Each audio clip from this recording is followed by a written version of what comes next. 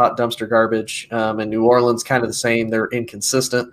The NFC East, really the only team that I can see doing anything really is Dallas. No offense to Philly. Philly's kind of been quiet. They've scored 40 points now on I think 3 of the teams that they faced or so. But kind of the same thing. Philly's inconsistent. The Giants, that's not happening. And Washington's the same thing. Washington's too inconsistent. So, I mean, really, the Vikings are the only team to me in the NFC that would be left that I could see as being a legitimate wild card spot and even being, I would say, kind of a trap game for the other teams to be able to face because you're not just going to go in with Minnesota and have an easy victory. Then you got to realize something too, Ray. This is I think the Vikings is the only team at one point in the game they've led the game. Like every game they was in the lead at one point in the game. Not the first drive, like second quarter, third quarter. Like they have chances, they just can't finish. That's the one thing about them. They just can't get over the hump. Yeah, that's something about teams, man. Because if you look at it, certain teams can play against other teams that is good, and then they go to a team that is poor and they play down to their standards. And you can see it in college, you can see it in the NFL now too. Yeah, and it's common profession. So, I got one question here. Anthony Price wants to know about the Taysom Hill's new deal. He's got a hybrid deal. Y'all think New Orleans made a good decision in re-signing him? I mean, yes and no. I've said it before. He's kind of like what Tim Tebow should have been back when Tim Tebow was actually in the NFL. Do I trust him to be able to be a starting quarterback? Absolutely not. But I mean, to do a couple quick gadget plays, to get a first down, to anything like that. I mean, I don't exactly mind it. I don't think it's bad. Yeah. I'm with Tony. It's a good deal that fits great for the Saints. He's not going to play quarterback, but he's still going to be the tight end / running back / slot receiver, do some special teams. Like he's going to do all that, and so they had a deal set up to where they can still save and make money and just use them. And then he also asked about didn't Washington do that to Tom Brady to hold the ball for over 10 minutes? Yes, they did. They did. We couldn't get off the field. I mean, heck, even yesterday, and Ray, I know you probably watched it. That first San Francisco drive was like 12 minutes long. So, I mean. Yeah, I mean, teams have been doing that to Jaguars for years, man. Years. but they just can't get out of their own way. They commit stupid penalties. They commit stupid penalties, or they call some stupid plays. They didn't even throw the ball to the tight end none yesterday, Maybe. Yeah, I know. I got him on my fantasy team, man. I know he gave me 0 points. I have him on my fantasy team too. All right, well, let's go to the Dallas and Chiefs game. The 19-9 game, Chiefs won. So Tony, this is your team, the Cowboys. Give me your take on what's going on with the Cowboys right now.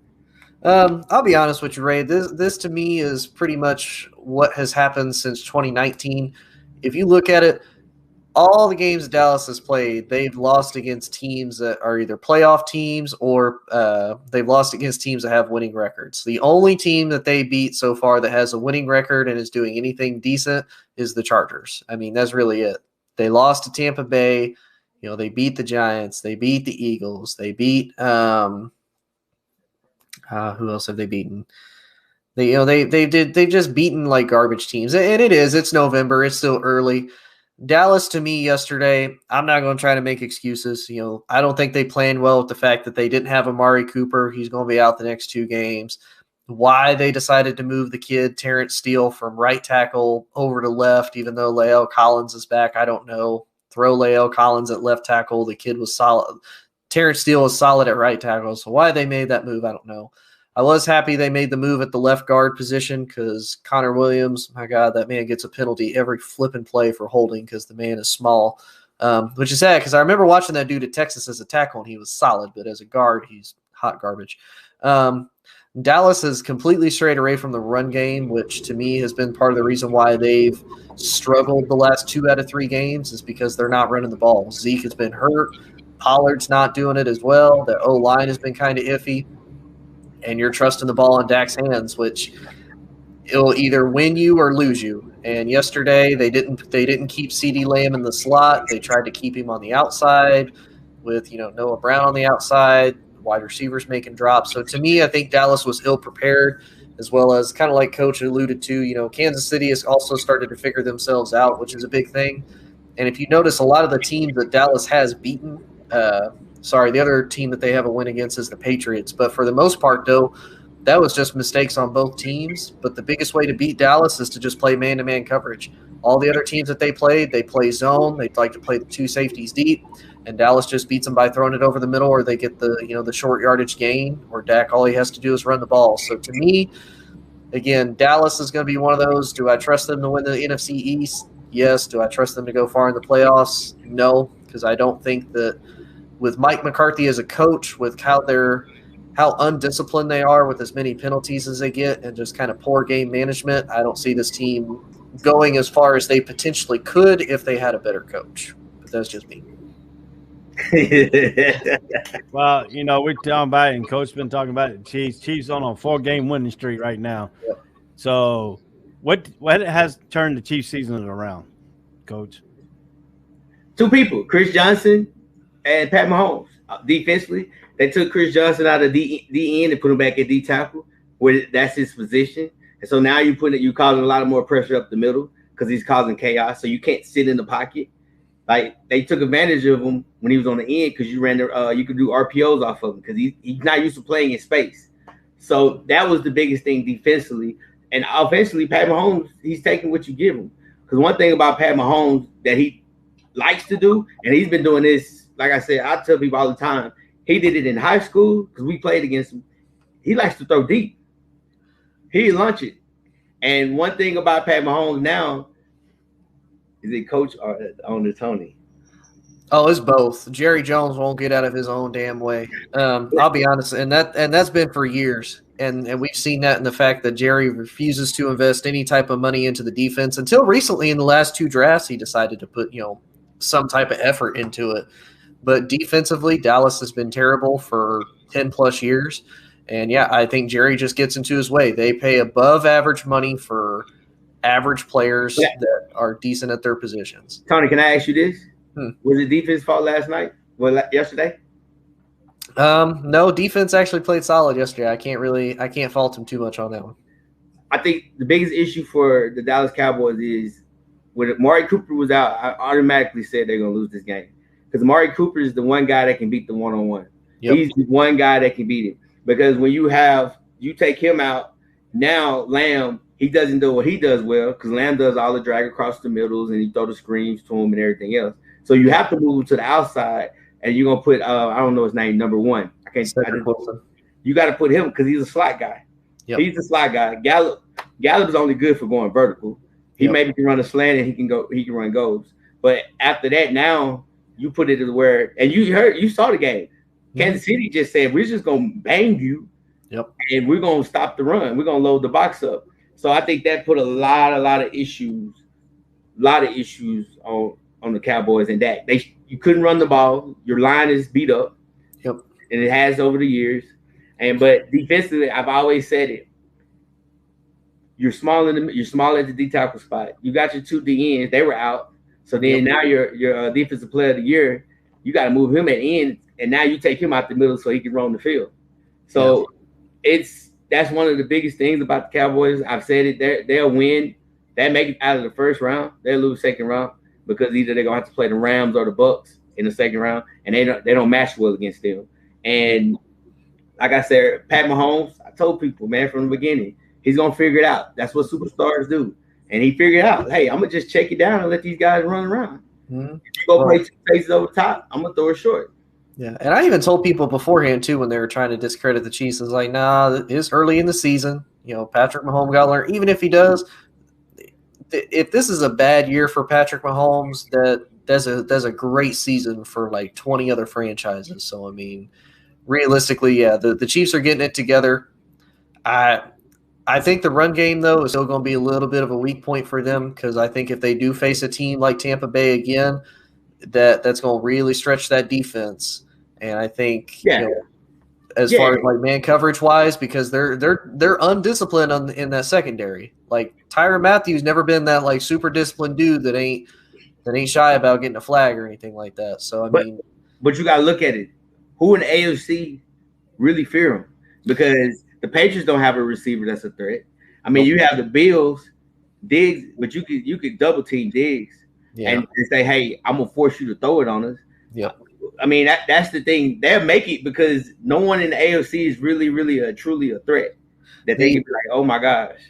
Actually, the only team I could see being a threat to Kansas City specifically is the Chargers, and I only say that because they're a divisional rival, and I think the talent that LA has could actually match up well because you have Keenan Allen, you got Williams, Herbert's not terrible. They actually do have a decent run game. They don't have a top 10 defense, but it's good enough to get them somewhere. And again, it's a divisional rival, so you know the expectation that the game is going to be played significantly harder than if it's, like you said, the Bills playing against the Chiefs.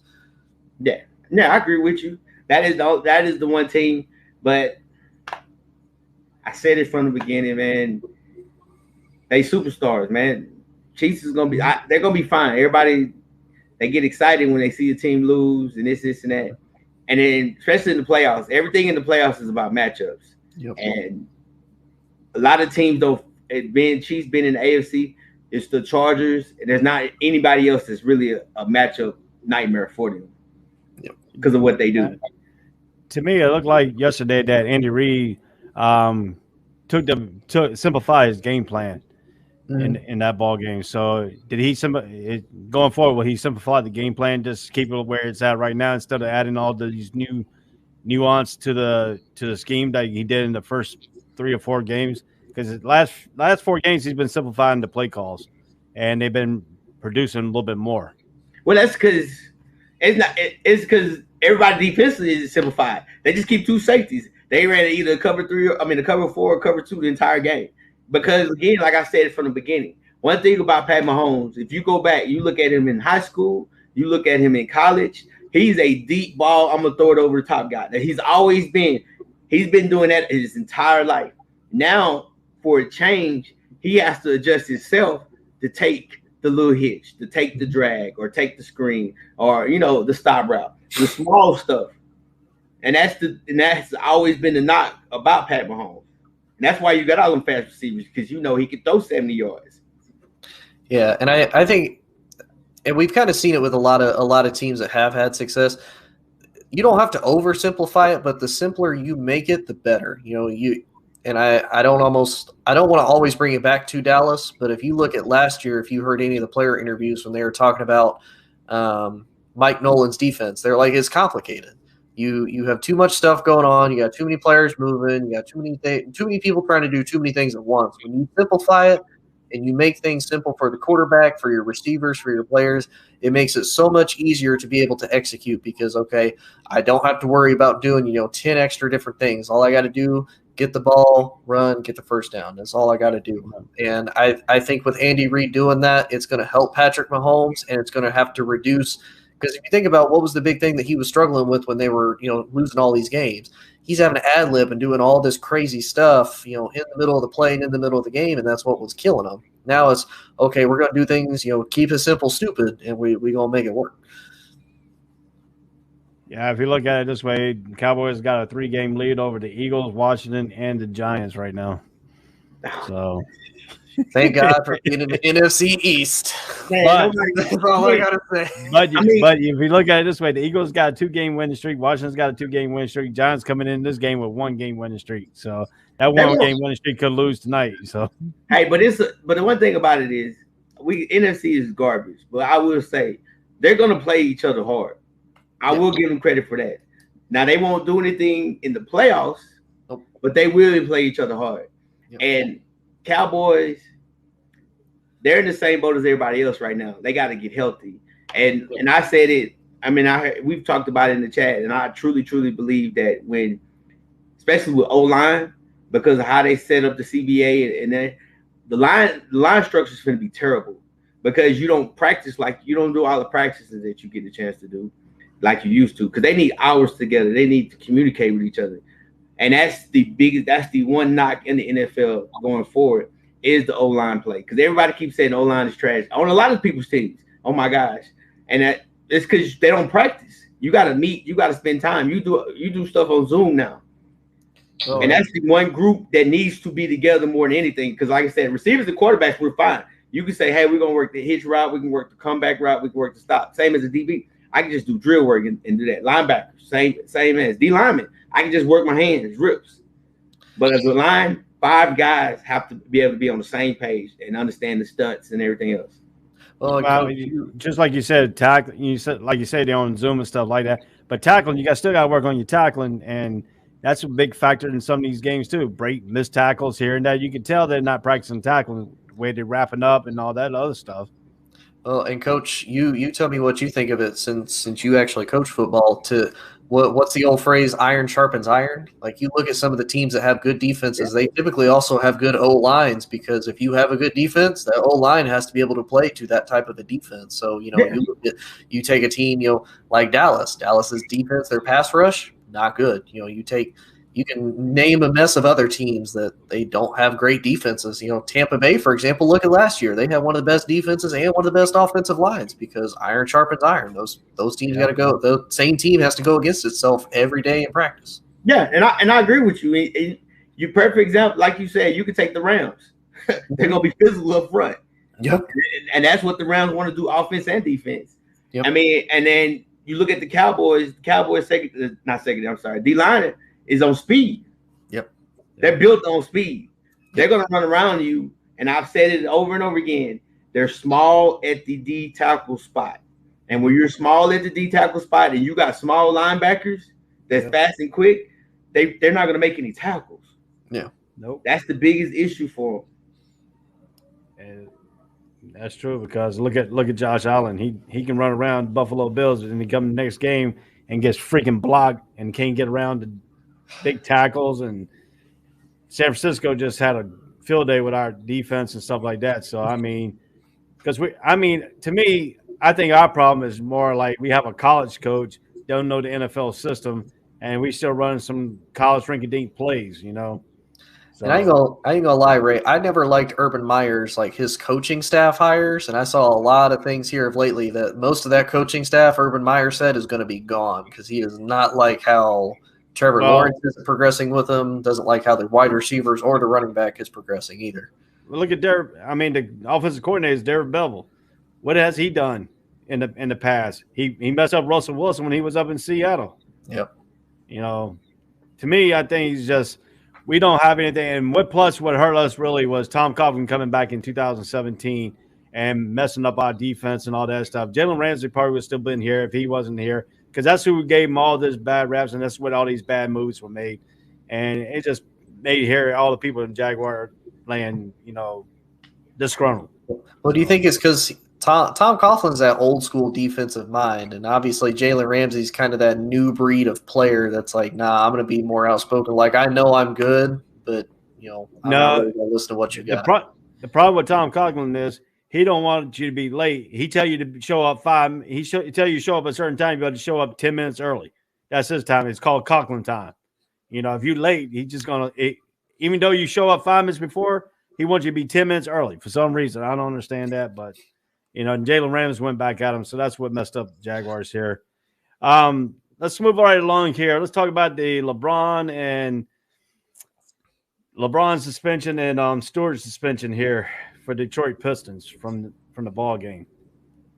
So we know it looked like a glancing blow. That's what they are calling it. But how do y'all feel? Y'all feel the suspension on both players are equal to a certain degree? I know one got 1 game, the other one got 2.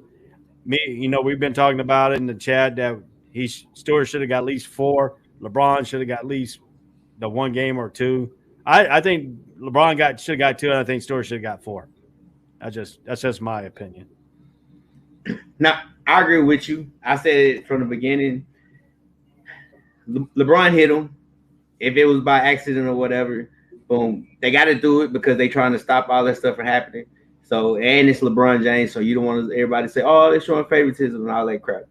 And then, like I said, Stewart, he should have got at least 3 to 4. Just kind of how he acted.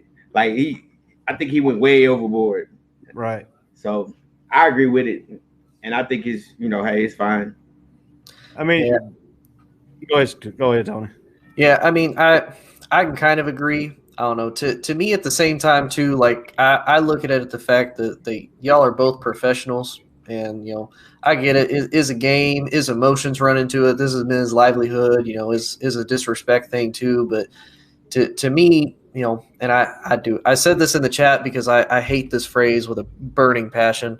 Sometimes you just got to be the bigger person. And Shannon Sharp said this in the best way possible. If I'm having to always be the bigger person, then I'm constantly around small people, and I need to get away from that. To me, y'all are professional basketball players. Like there's still an image that you have, and there's still a role that you have to play in society. So the fact that y'all are doing this on camera, like if y'all want to have a little skirt, little scuttle while you're there on camera, okay, that's fine. But afterwards, like. And Ray, you probably remember from your time in the service how many times you say, "All right, well let's take the blouse off. Let's go have a gentlemanly conversation out there." Like that to me, that's why I don't see like, look, if you got an issue with it, LeBron and Stewart, like, come on, man, let's go to the back. Let's have a gentlemanly conversation. Let's move on with the business. Ain't nobody got to get suspended. Nobody got to get fined. We move on with our lives. Yeah, take your analogy a little bit further. When I joined the Navy in 1992, we were still in the old school. So we had I remember going to my first ship. We had a BMC that stood on the quarterdeck watching new people come on board. When I came across, next thing he said, meet me in the fan room. I go down and meet him in the fan room. He takes his blouse off, takes my blouse off. We beat each other up. I left him in a bloody pool, and then he had to go back and explain to CEO why he's all bruised up. But, I understand the point. But then you get to the newer Navy where you can't do all that, and stuff like that. So the military has changed. But to me, I think it didn't look as bad when you first saw it. Mm-hmm. And then I say, during that whole scuffle, you see his corner of his eyes bleeding, his nose bleeding, he's got blood on his tongue and everything else. But, some people are late bleeders. Or somebody must have hit him really good in that brawl. But yeah, but him overreacting like he did, going through his own players, getting to the Lakers players, then running out and thinking he's going to come all the way back around and come through the visiting side, and it stopped the telecast for how long? For about maybe a good minute, 2 minutes. Yeah. Possibly 3, delaying that game, still. But then LeBron got the hefty of the fine of $240-some million. $240. Yeah, something like that. Yeah, $20. Yeah, right. That's pocket change. Yeah, so he gets fined for $45,000 because he don't make that much anyway. So probably. Yeah. He looked under the table. Baby, can you get that? Let me look under the couch. Yeah. So LeBron's suspended. Started against New York. He will be suspended from New York. He'll be back in time for the Indiana Pacers, Sacramento, and Detroit come back around. Stewart will be suspended for the first 2 games, and then he'll be back at the Clippers game. Then he'll be back at the Lakers game. So that Lakers game that's coming up, it's going to be a very interesting. It's going to be in the Staples Center. What kind of reaction you think Stewart is going to get in the Staples Center? Nothing. A lot of boos. Hey, the Staples Center is not. They're not hardcore fans. They're rich people. Let's be honest. That's what they are. They're not one of those places where you'd be like, okay, it's rocking because of the fans. But I would say this. I'm kind of glad it happened. One, and I thought he was gonna pop on, which I told you he wasn't, Ray. One of the biggest Lakers fans that we know. Now I think you really, really kind of open up LeBron to see how he's gonna respond. Because one thing about it is, like, no one really ever in their life attacked LeBron. Nope. So now it's kind of one of those things. Oh, so y'all must think I'm a punk now. Y'all think I'm old. I don't do these things. Yep. One. Secondly, I love how you see all the Lakers. They came off the bench. They came for support. They came out and try to help and stop everything. Mm-hmm. Even when you saw Westbrook square up. So I think one thing about these situations like this that's going to grow them together and really start getting to a point where they start playing for each other. So I hope. That's my hope. That's what the head coach said on the press conference, that this right here could be the starting point for the Lakers. And if this gets started, LeBron started Well, in psychological, this is only his second suspension in his whole entire NBA career. So would this play psychological to him when he goes back? Is he going to try to retaliate against Stewart and when the Detroit comes back to town? No, because for him, it's for LeBron. At the end of the day, it's about how it I think it's about how LeBron is probably going to treat it. He's just going to treat it as a rest game to get himself more prepared for when he comes back more than anything. Because for LeBron, like Coach said, these are Lakers fans. They before last night, they probably didn't even know who Stewart was, nor do they care. And it's going to be the same way when Detroit comes back. They're not going to care. And Anthony kind of brought up a point here that he's the Tom Brady in basketball. It's a small slap on the wrist, doesn't really do anything. And I kind of agree. I'm not saying LeBron's got to get suspended for 4 games by no stretch of the imagination, but for LeBron, I don't think it makes a difference. And to be honest with you, the Lakers almost need LeBron to be out to see if they can figure out what in the world they're going to do for when LeBron is gone. Because when LeBron ain't there, the Lakers are hot garbage. They are struggling to be 500 right now. So, I mean, if anything, the Lakers almost need this to see if they can figure it out without LeBron. Yeah, and you're talking about that. That's going to start tonight. That's going to start on the 23rd against New York Knicks. So, and I think they're playing in Staples Center, so they'll be playing at home for this one absent for LeBron. So with the LeBron out, would that affect? I mean, they already been playing with him out before. He came back with only 2 games, and he's back out again for this 1 game suspension. So, I mean, so how you think they're going to fare against the Knicks on the 23rd? Oh, demolished. I mean, even now, Coach, you give me that look, but I'm listening. No. I'm listening. I like to listen. Because I say that because really, I mean, look at them. Like whenever they've been playing in these games so far, it's not even like they're losing by a free throw by like 2 points, 3 points. This Lakers team is getting absolutely demolished and just blown out. Now, the key thing for the Lakers is the benefit is the Nets don't really play defense, but even without Kyrie there, the Nets are still one of the highest scoring teams in the league, and you still have Kevin Durant on the other side of the ball. So to me, for the Lakers, who is going to step up without LeBron there? Who's going to step up to be that guy that matches up with KD? Is it Russ? No. Is it AD? Maybe, if the dude can stay healthy enough for it. Is definitely not Melo's old ass, that's for sure. And really after that, I don't see anybody that can match up with KD as far as talent and overall just being able to stop him from doing whatever it is he wants to do. So that's why I think the Lakers are going to get demolished by the Nets. I think you know what? They don't even play the Knicks. They play the Knicks. Number one, yeah. I had to go look. They don't even play the Nets. Okay, I thought they were playing the Nets. My bad. No, they don't even play the Nets. They play the Knicks. And on top of that, even if they was, I'm gonna say this: I'm gonna ride with the Lakers. Only the issue about the Lakers is it's just they suck in the third quarter. That third quarter is terrible. I don't know what it is. I don't know if the coach gets to a point where he just say, "Hey, we're not going to the back. Y'all go shoot some free throws. You go dribble or do something." But they just suck in the third quarter. But I truly believe they play the Knicks. It's in New York. Hey, that's the Mecca. So they'll be up for that game. It's gonna be live and popping because the Knicks they're actually good this year. So I'm gonna ride with them just because Tony went against them, and I believe in LeBron. And LeBron I trust. Unlike somebody, I'm not gonna say his name.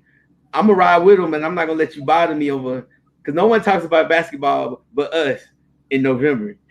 Right. So wait a minute. He ain't even playing that game, Coach. What you mean riding with LeBron in this? I'm riding with him. He's not for this game. Oh, he's gonna be there in his suit. Hey, okay. He's gonna do pregame. He's gonna do pregame and beforehand. Got to get back healthy, get the body right. He's gonna lose about 5 or 10 pounds.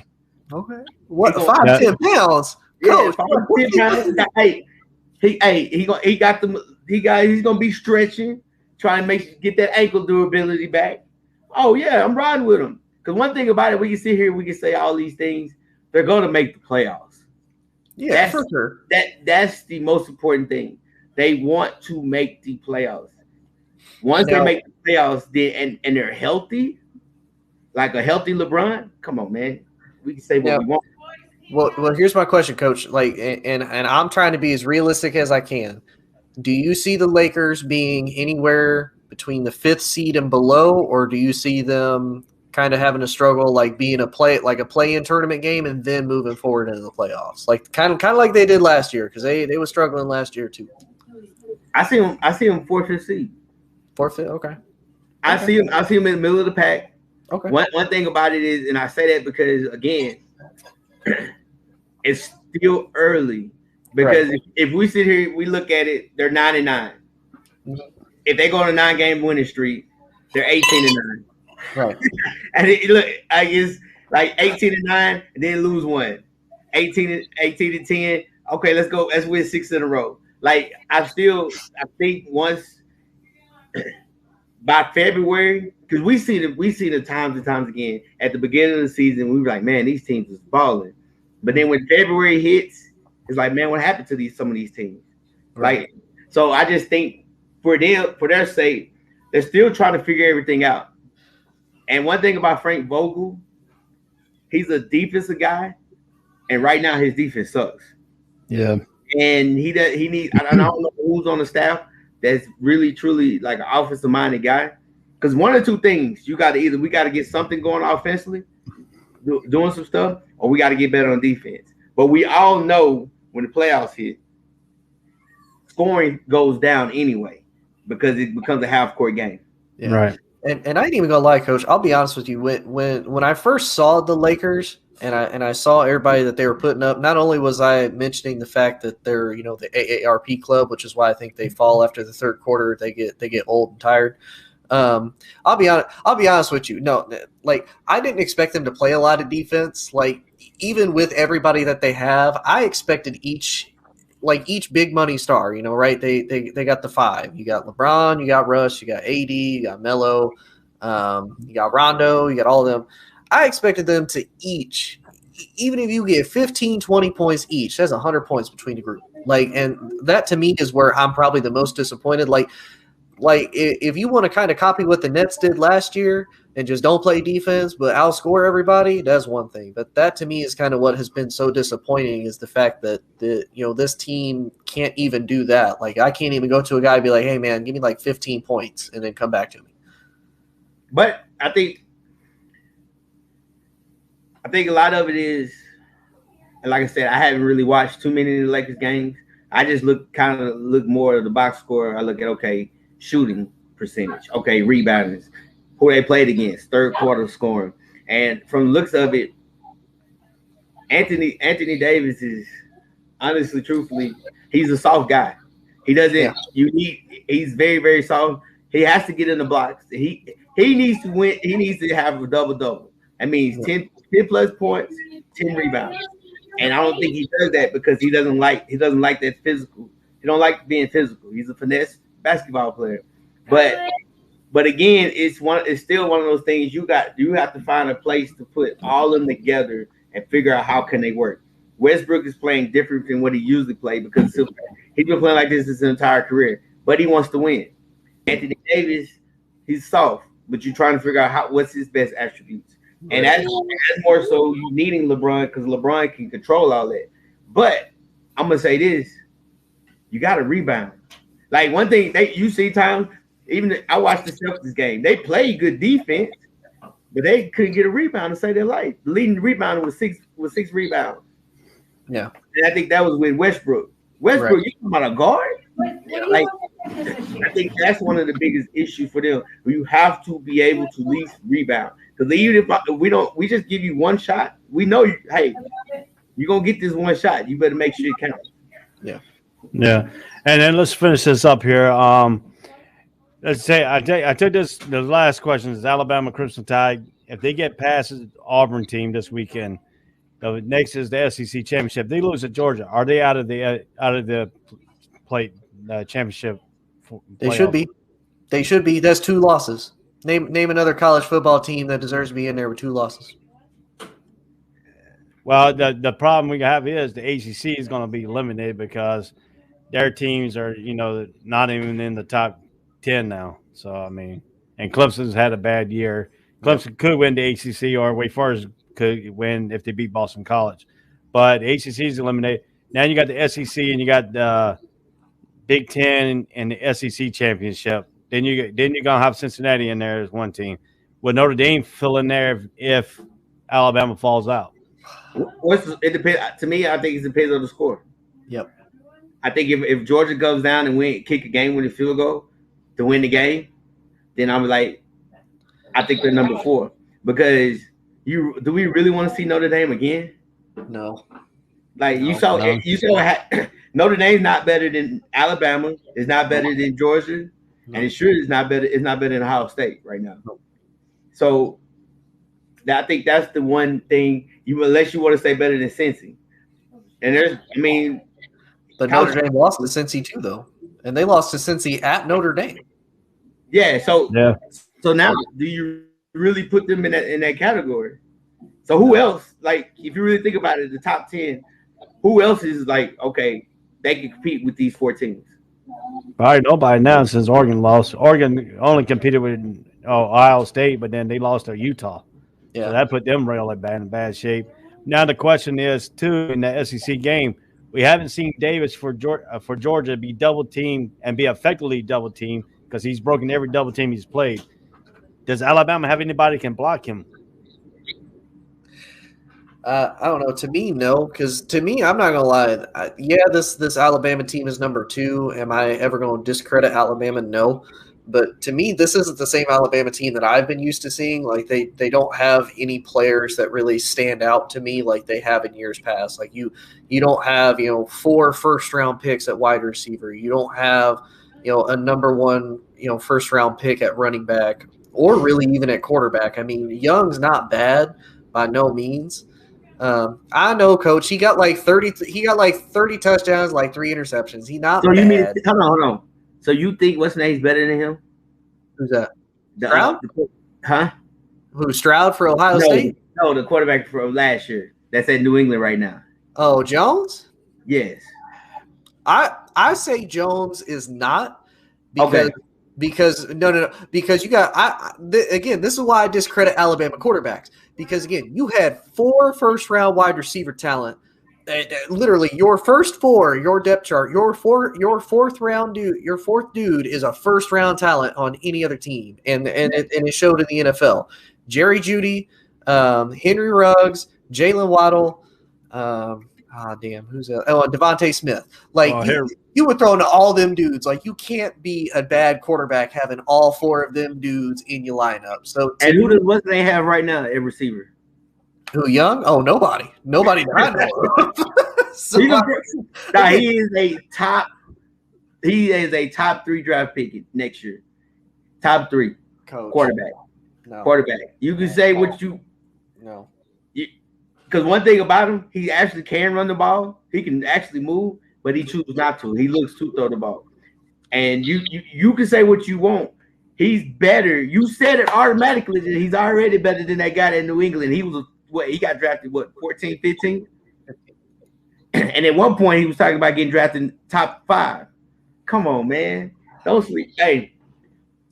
Coach, I only say this and I discredit it because if you look at the history, name me one Alabama quarterback that has long-term success in the NFL. And you know what? So let me ask you this, Ray, because you got that show on Saturdays. Mm-hmm. If college countdown, I don't know what you call it. What do you call it, Ray? College breakdown. College breakdown. Mm-hmm. If he goes out, he's throwing 4 or 5 touchdowns this week. He goes into the championship game, SEC championship, with that D-line, that defense haven't gave up more than 14 points and blah, blah, blah, blah. He throws for 35. Hey, he puts up 35 on him. Well, Tennessee put up 20. He puts up 35 on him. You're not gonna respect him? Oh, yeah, respect. I mean, don't get me wrong. Kirby Smart respects anybody that plays at Alabama, because if you talk to him about Nick Saban and stuff like that, he's gonna have his team ready. And to me, Young is not that bad. He's not that bad quarterback. I put him up in the top echelon this year. I mean, he's done everything he needed to do. He only thrown 3 interceptions. I mean, he's got a good touchdown to interception ratio. He doesn't really force the ball in there.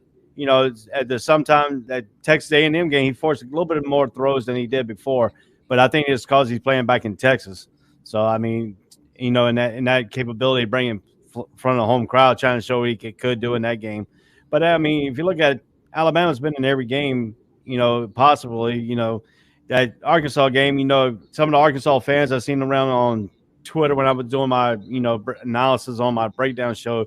I seen some people on the thing after the game saying that referee calls Arkansas the game, but you can't put the referee involved into it. You got to beat Alabama at Alabama, and you know, home field advantage sometimes it gets you more calls than what the opposing team needs. So I mean, if you look at it this way too, you know, Alabama's got that one wide receiver that's like a fast speed guy who can drag across that middle, and if he gets a head start on somebody, then that's going to be the thing. But with Georgia likes to put man-to-man pressure on you, and they like to jam the receivers. Can Alabama receivers get off the jam? And then sometimes, you know, and Coach can really back me up on this, if a corner jams you really good and takes your timing off that route, then your quarterback's going to have to adjust that timing because he just got jammed. And, you know, he's behind the step where he wanted to be when he gets ready to throw the ball. Yeah, so. And I think one thing about it is in those situations, if you like to play physical man jam, like I said, I watched a little bit of Georgia. I'm gonna motion that fast guy across the middle. Once I motion you, either you're gonna run with him. Now he's off the jam. But I really believe if Georgia beats Alabama by like 3 or like a game-winning touchdown or something, I think they're gonna keep him in just because there's no one else. There's no one else in the big in the NCAA that you could say that's the top 4. Because like I don't trust Notre Dame. You want to say Michigan? If they lose, they get blown out by Ohio State. That's a loss. So it's like there's no one else. I think it's just the 4 teams. Yeah, I think that's kind of the other bad part, and that's why it's almost hard for me to argue that Alabama doesn't deserve to be in there, especially if they lose 2 games. Because everybody in college this year, nobody has really asserted themselves as like we deserve to be in here. Like Oklahoma, unpredictable. OSU, unpredictable. Oregon, like Ray said, you kind of could. They had the one weird loss to Stanford, but then you got destroyed by Utah. Like, there's nobody really after that I could see you could make a legitimate argument. Like, yeah, they deserve to be in there. Like Cincy only because of the record, but again, they've only beat one team, and that's Notre Dame, and we all know Notre Dame is not exactly the team that everybody fears because they get obliterated every time they go into the playoffs. Yeah, and if you look at it too, and something interesting you just say about the OSU and Michigan State game. Before that Michigan State game, they gave Mel Tucker a $95 million contract, 10-year deal. After that game, they tore that contract up. Mm-hmm. They did? So, yeah. He came in his press conference and he said, "Yeah, that $96 million I just signed, they just tore it up because of this game right here." Well, you can always go to Florida, LSU, and USC.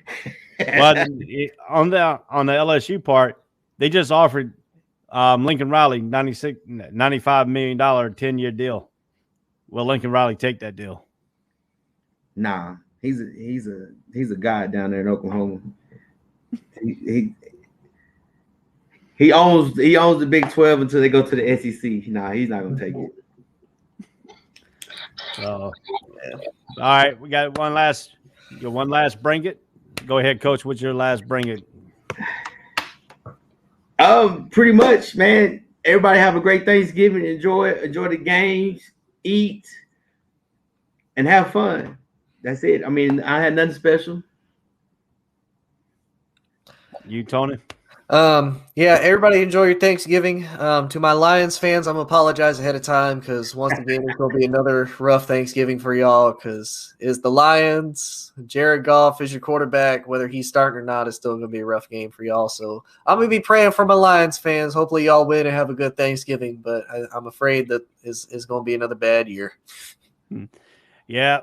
Everybody have a good Thanksgiving. Holiday season. My mom passed in February. This is the first Thanksgiving season without her. and going through Christmas and stuff like that. So I'll be a little bit on the downside probably the rest of this week, and in my mom memories and stuff like that. Coach, you can go put $100 down for me on Tampa Bay tonight since you're in Las Vegas. There, I got you, baby. City. I got you. I'm about to put it down right now as we speak. Oh, that's why Coach always wanting to make bets. He gonna go take it and he gonna make money on. Oh, okay, now I see why Coach always wanted to make bets. No, when I make bet, one thing about it, I never try to take anybody's money. It's gonna be you're gonna have to do some. Me and Ray made a bet over the baseball game. It's gonna be something simple and easy, just to kind of laugh and joke. Hey, I'm gonna give you a tip. If you really want to make some money, go to Hawaii. Find somebody who's brand new in Hawaii. Go watch the Monday Night Football game in a sports bar. Then go bet them. And so because if they don't go to the sports bar, they watch it on a tape delay. And you go bet them the point spread and you win a lot of money. I won a lot of money off my CEOs like that. Oh, man. Okay. I might look into that. Right. So that's a good tip when you go to Hawaii. You go to the sports bar, you catch it live. Then on regular TV, you can watch the replay. Okay. So remember that. Has been Ray, Coach, and Tony for Bring It. Yoel will be back next week. Hope y'all have a good Thanksgiving holidays, and peace out. All right. Whole sports all plays. Whole sports all plays. Whole sports all plays. 365, we making up plays. You talking the game, get you to the days. We're high in the court. Robinson out. Eddie Jackson's out. Keem Hicks is out. Danny Trevathan's out. This whole line is a mess. I'm telling you right now, this Lions team isn't good, but they're better than people think. So I think the Lions get their first win this week, and Matt Nagy is fired the morning after Thanksgiving. Well, I pray that David Montgomery gets a crap ton of yards because he's on my fantasy football team. So I don't care about the rest of the team, but Montgomery better get some yards. Hey, Sam, all right, work here, my friend. He done discombobulated me now. He can't wear no gear because he don't have any. So that's real polo, by the way. That's that Ralph Lauren. Ain't that? So we brought in Tony, man. It only took 2 years. He finally bought a hat. I know. I was wondering. I was like, "Where's the hat at?" I've been here. He needs one of those hats that's half New York, half Packers. That's what we'll do that another day. Yep. Go ahead, Tony, man. What's your hot take? Oh man, the hot take. Oof. Man, y'all throw me on the spot here. I wasn't even prepared. You join the show. You better be ready. I know. I wasn't ready.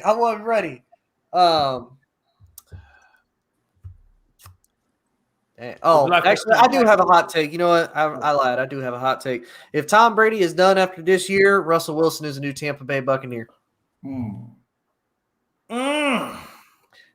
Goes gets him a good offensive line, gets him some weapons, and gets him a defense again. You don't like Kyle Trask? Huh? You don't like Kyle? I don't know enough about him yet. I saw him like Kyle, but that don't mean he transfers over to the NFL. No, I know. I like Kyle though. I like Kyle.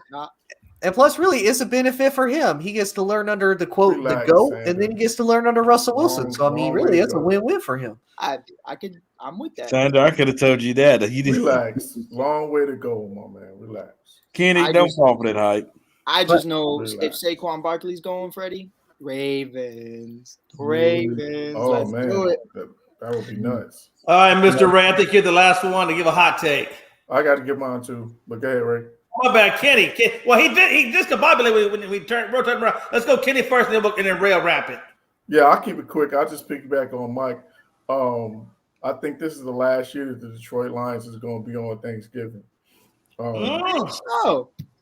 I think, the NFL is starting to kind of relax with the rules and things like that. You saw them change with the numbers, with the jerseys and things like that. So I think they're starting to embrace change. So I think this is the year where they finally move Detroit Lions off of Thanksgiving. Because I hope they move the Cowboys too, because I'm getting tired of watching them wrestle. Oh my God, Freddie! Yeah, we're the team that everyone loves. Either you can love it. They ain't moving the Lions. But that's my hot take that the Lions is their last year on. Hey, you know what, Freddie? I like you. That. Get them out of there. You can't talk about the Cowboys this week as the Giants lose.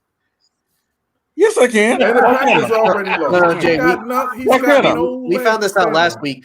We found this out not last week, week before last. Freddie was more excited that Dallas lost than the Giants won. Like, this legit made this man happier than anything. He didn't mention at once that the Giants won. He's like, how about them Giants? No. He He's probably like, didn't even watch man, the you game. Cowboys That's why. fans okay? Well, you You know know what, why I Tony? want the At this Giants to point- lose, though? Hey, I mean, Tony, at this point, when you have 3 or 4 choices for major teams and they're all losing, the Lakers are losing, the Giants are losing. My Lakers the are not Packers losing. We're above That's why you just 500. were Above happy 500 that is somebody not else losing. lost.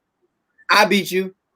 Oh my goodness, that Yeah. sounded like I'm here. I'm not going back and forth. Hey, with hey, you, let Mike. me ask you this. After all 3 teams are losing, do you need some 500 with the depression Lakers. medication? Because I got some. You might need some. Like, we My got to team's keep you so up good. and feeling good. Hey, Freddie, I do got a question for you though. Since when is 9-9 above 500? That's my We're not 9-9.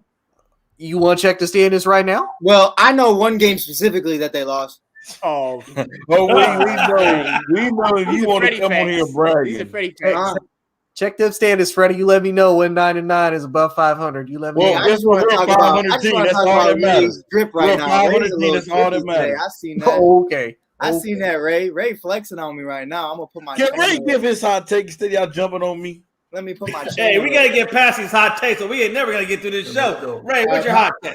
Mine's is quick. It's piggybacking on a couple of y'all, but Matt Ryan, Russell Wilson, and Aaron Rodgers will all be wearing different jerseys at the start of next year. I believe that. Yeah, I could definitely see that. Yeah, I believe that. Especially Matt What Ryan. if they just rotate? I like that. They might. All right, we got to roll on this Monday night coverage since one of Freddie's teams is playing. I think Hey, out of all 3 of those you named, so we got Tampa Bay playing New York right now, currently 17-10, Tampa on top. Jay Ness, we'll start with you. Just go around the horn. What do you think about this game, and who do you see coming out on top? I kind of think everybody's gonna go Tampa, but what's your opinion? Good talk, Jay. All right, yeah, we'll come I back called to this Jay. earlier. All right, there he is. There you go. 14.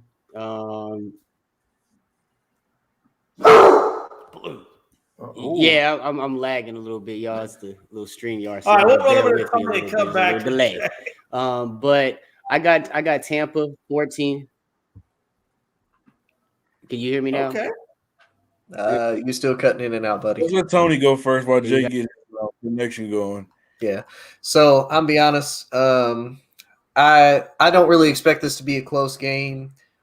I'm gonna say 31-20, Tampa Bay. Yes, Saquon is back, but Saquon's not going to take a full load like he's going to be able to. The wide receivers are still inconsistent. I mean, Kadarius Toney is about the only bright spot, which, to be honest with you, I didn't think that he would be for the Giants. After looking into it, Kenny Golladay. There's a reason why the Detroit Lions, the saddest franchise probably in NFL history, did not pay this man number 1 receiver type money and let him go. So there was something wrong with Kenny. It's kind of showing that he's got injury issues. So I mean, the Giants overpaid for him, and Darius Slayton and Sterling Shepard aren't playing up to their number 2 and number 3 roles, whether Freddie wants to admit that or not. And that offensive line is still hot garbage. So I say 31-20 Tampa Bay.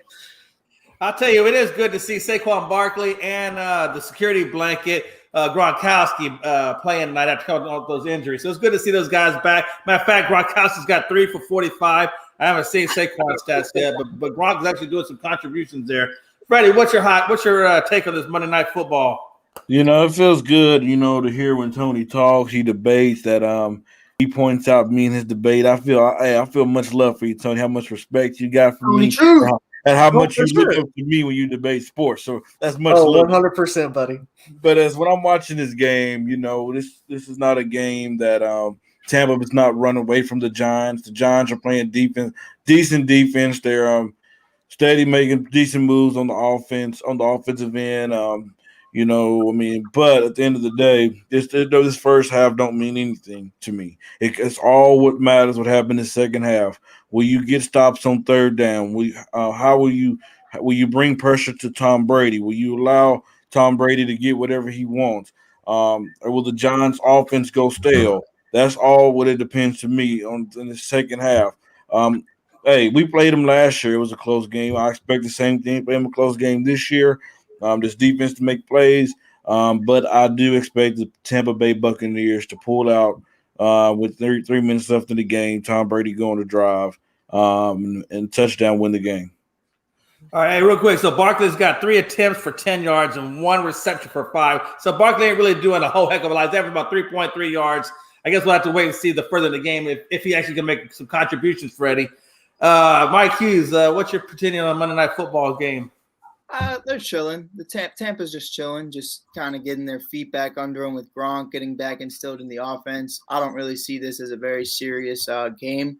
I think, it's also the same way I feel like for Freddie's Giants where, they're not chilling comfortably, but they're chilling because they have no expectations going into this game. They just want to get their feet back under them with Barkley, see if there's anything there to kick off the end of the season. Maybe there's trade talks in the offseason. Maybe there's not. We'll see what happens. Maybe extension talks. I think even though Gronk isn't going to be probably the greatest and most effective in this game, I think there's going to be moments that decide that. It's just a weird thing, man. I watch Mike Evans. His stat lines are so bipolar every single week, and it's really odd to me to see Tom really not hitting a guy. The same with Godwin. I noticed like Antonio Brown. That's fine that you have that chemistry and that connection with him, but you are the GOAT. Like we're talking, Mike Evans could potentially be a top 5 wide receiver in this league. Chris Godwin could easily be a top 10 wide receiver in this league. Maybe push top 5 depending on who the quarterback is. So I just find it very odd.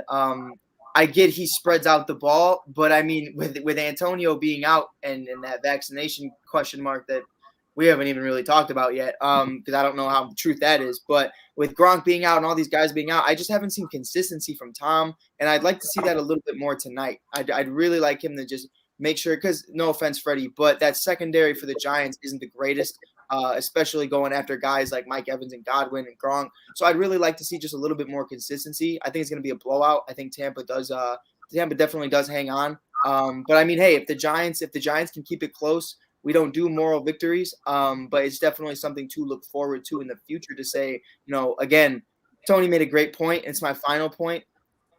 I blame it on growing up in the winter, in the cold, in the trenches of Chicago. Something about growing up in Chicago or just in the Midwest in general, your bones do not work after the age of 15. And I don't know if that has anything to do with weather. I never see these California boys tearing their ACLs. I never seen these Florida kids tearing their ACLs, but the kids from the Midwest, I think that cold just gets to you. And honestly, I pray for Kenny. Kenny's a great guy. He's from the city. And I hope everything's well for him, but I do have to agree with Tony. There's a reason that the Lions didn't extend you. Not only because they're not in the position to extend somebody, but it's just the fact that you just haven't been on the field enough. So I do think it's going to be a blowout tonight, but I think it's really more of just a figure out what you have kind of game. And the Giants don't have much. All right. What's your take on the next game? Yeah, I'm with everybody. I think it's just this would be a 2-score win at the end of the day. I don't know if it'll necessarily be a blowout per se. I think it'll be a 2-score game. And the Giants, they're playing out the string. But I do think they're gonna, try to get Saquon some touches, kind of get his feet wet, get his legs up under him, and try to reintegrate him into the offense. But we know who the better team is. Even with Brady with them not being at full strength, they still have they're well stocked in terms of weapons on the outside and inside with Gronk now being back, and you got Godwin and Mike Evans. And to Mike's point, I totally agree with you. I can't quite understand what the chemistry issue is with Brady and Mike Evans. You got a big target. You love throwing the Gronk. Gronk's a big target. You got the same situation with Mike Evans, so I don't. It's just surprising to me a little bit. And really it really bothers me because I got Mike Evans on 2 of my fantasy teams. So swear to God, bro, I do too. Bro, it's killing me week to week. He gives you 30, then he gives you 6. Yeah, man. Like I just knew he was gonna eat with AB, being out, and Gronk's been out for that. I just knew his production was gonna come up, and it just hasn't been consistent. Right. So I think that's gonna be the challenge for Brady, and Brady is the, being the GOAT or whatever you want to call him. He's not the type. He's going to throw you the ball if you're open. So I think that's going to be a challenge that he takes on in the second half of the year because he knows he's going to need Mike Evans in order to, to do what they want to do. If they want to get back to the Super Bowl, want to have another deep playoff run, he knows he's going to need Mike Evans. So I think he's going to figure out, at least I'm hoping, he's going to figure out a way to get that chemistry right with him. And I think that's what they're going to be working on in this second half of the season because I think that's another division that's pretty much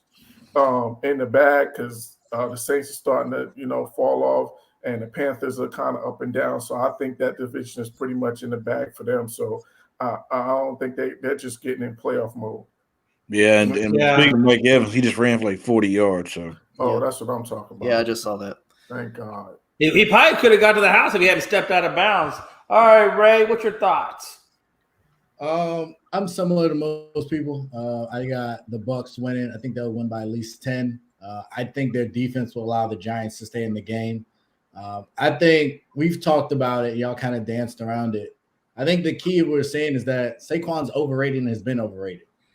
He's, to me, outside of winning the Rookie of the Year, he's never really been that guy. I ain't saying all that. I'm saying it. I thought you said we all said it. I was like, no. I didn't say it neither. No, he said we all danced around. Request a trade that he hasn't produced. He hasn't got it done. I don't think he'll ever live up to the hype of being. I think he's the number 2 pick. It's just too high to take a running back. He'll be another guy at some point wherever he goes next. I think y'all are overstating the Evans issue. He's second in the league in touchdowns. He's always been a touchdown guy. He's been a red zone guy. He's not really the possession receiver that Godwin is. He's not the deep threat that AB is. And he doesn't have the rapport that Gronk has. And he doesn't catch the ball at the backfield like Fournette because he's not out of the backfield. So I think it's just a ton of mouths to feed. But Brady knows when it's crunch time where to go with the ball. He still has like 30 catches, 600 yards, 9 touchdowns. That's a pretty solid season. I also have him in fantasy, so I would like to see more with AB out. But I think that's just the offense. It's more of a Gronk is healthy, though. Gronk really does take a lot of red zone targets away from Mike Evans because everybody knows that's a security blanket for Brady. Right. I mean, 9 touchdowns is 9 touchdowns. So yeah, definitely. I hear you. It's more of a fantasy issue for me. Yeah, I think it's just not. He's not getting consistent. Like he's not getting those 4 or 5, 6 reception type games on a consistent basis. I think that's what we're looking for to get. Between. But I feel like he's never been that guy. Like he's the big play. When Jameis was there, even when he was throwing picks, Evans was putting up some pretty good numbers. Right, he was throwing deep bombs to him, which is why he's top 10 in 20-yard receptions and other things. He's a big play threat, but he's not going to be he's not Cooper Kupp. He's not Justin Jefferson. He's not Debo. He's not Devontae. Those guys that's going to give you a ton of catches each year. He's just going to make big plays, and he's great in the red zone. So I don't think there's a chemistry issue. I think he shows up where he's needed, and then he'll give you some stuff throughout the game. Obviously, I would want more, but I don't think that's his role in offense. All right, we're going to push it along, man. Get down to these top 5 teams, which is our next topic. So it's going to be interesting to see what you guys come up with. Mine I got no particular order, but I got Tampa, I got Arizona, I got KC, Green Bay, Dallas. And I think New England at 7-4 right now, because they won 5 in a row, is lurking to get in that top 5. What do you got, Tony? So kind of same way. I'm not really going to go in any particular order because each team has just kind of been ridiculous as far as up and down. I'm gonna go with Tampa Bay, Arizona, the Rams, the Ravens. Man, for that 5th and final team, that's honestly where I'm kind of like struggling. I'm gonna say the Chiefs, and I'm gonna say that mainly because it seems like right now the Chiefs have started to figure it out. They were kind of in that first little bit of a slump as far as they were overcomplicating stuff. Patrick Mahomes having to ad-lib, having to do a whole bunch of different stuff, and it just really wasn't working, and it was hurting them more than anything. I still think the Chiefs are the team to beat. I'm not going to mention the Packers because, again, Aaron Rodgers is the sole reason why the Packers are even relevant. Oh, yeah, Freddie, I do have a question, by the way, and it's actually not about the Packers. Did you check those NBA standings? Is 99 still 500? Hey, you know what's up. Okay. 99 is 500, yes. We're not above 500. We're not. Okay. You see when Freddie's head kind of sunk down a little bit when he actually looked at – I've watched Freddie a lot to see his reaction, and it kind of sunk down a little bit. Freddie, what's your top 5? Number 1, I'm going to Arizona Cardinals. Even though with injuries, they still find a way to win football games. It seemed like after that game they lost to the Packers. Even though they've been facing adversity ever since then, they still fighting through to win football games. I'm with you. Number 2. Mm-hmm. Oh wait, here it comes. Here it comes. Number 2. See, this is where it's tough because nobody really impressed us. I gotta go. Give us a biased. Come on, let's go. No, I'm not gonna be biased. I'm gonna go with the Baltimore Ravens. This team's been trending in the right direction the last couple of weeks, and without Lamar Jackson, who Ray said is overrated. I mean, I'm not my bad. Let me not get in that. I said it's Mike's still waiting for it. I see look at Mike's eye. Mike's waiting. They find a way winning football games. I mean, this is week to week. They're winning football games, and we seeing teams that have been winning and losing. We saw the Rams last time lost. We saw the Cowboys lose. I mean, we saw the Titans lose. They're not worthy of it. So that's my number 2. Number 3, I have Green Bay on there. 1 win, 1 loss did not dictate with that defense looked horrible on yesterday. Good day, sir. They won 2 in their last 3 games, just like Dallas, but you're not going to have them in their top 5, are you? So I'm not going to listen to a Cowboy fan. I'm going to continue to give him my take. Number 4, I have the Kansas City Chiefs because they are trending in the right direction. And I'm not really too focused on that offense because I always said if you have those big 3, they can always explode at any time. I'm looking at that defense. Last night they made Dak Prescott look like he was worth $7 instead of $75 million. I mean, he made Dak Prescott nervous. He made him shake. He made him rumble. That defense, did not give up big plays on the running game. They stopped the running game. That team has been trending ever since they beat Oakland and they beat the Cowboys, and they're looking like they're ready to come out the AFC so far. Their momentum is peaking at the right time. So I have them number 4. At number 5, I'm going to still put the Rams there because we can't knock what the Rams did on the last Monday night game, bringing in 2 big pieces on that offense, 1 big piece on that offense, and Odell Beckham Jr. and bringing Von Miller on the defensive side of the ball. I expect them to be much better, but that's my top 5. Okay, I gotta ask, are we going to talk about that Vikings and Packers game later? Are we going to talk about that? Because I'm ready to go in on Freddie. I don't want to do it right now. I want to give everybody else a chance to do their top 5. I don't want to go on. And that was the rival game too. At that, I know. Same team Dallas beat with a backup, and the bad man couldn't do it yesterday. No excuses. Garbage. Hot garbage. No excuses. No excuses. Hot garbage. The Rams no lost excuses. their last game. We still got them top 5. But go ahead. All right, Mike. Why do you feel that way, Kenny? Who should have been in my top 5? Who? New England? Listen, I'm being interrupted by a Packers fan right now. Kenny can speak. Who's a Packer fan? Kenny can speak whenever he wants, but you got the Packer green on right now. No, I got that That's why it's perfect. Green, it's perfect. You got the Packer green and then your cow and then your Giants hat. Perfect combination. Secretly he's got cheese in his lunch every day. Absolutely. You don't hear that crap. But my top 5, I got Arizona at 1. Nothing's really changed for me. Just showing how good they have been throughout everything. Throughout not having Kyler, throughout not having D-Hop. And honestly, it will change. I will not put them in the top 5 next week if Kyler or Hop aren't back. One of them needs to come back because that's a real concern. Because if you're missing 3-4 weeks in a row now, I really do need to have to question, like, when are they going to get back? Are they going to have enough time to get back on the field, start feeling themselves again? But for now, I'll keep them at that 1 spot because they are going up against adversity. I'd like to make a key point to why I don't have the Ravens on this list because I did have them on there last week.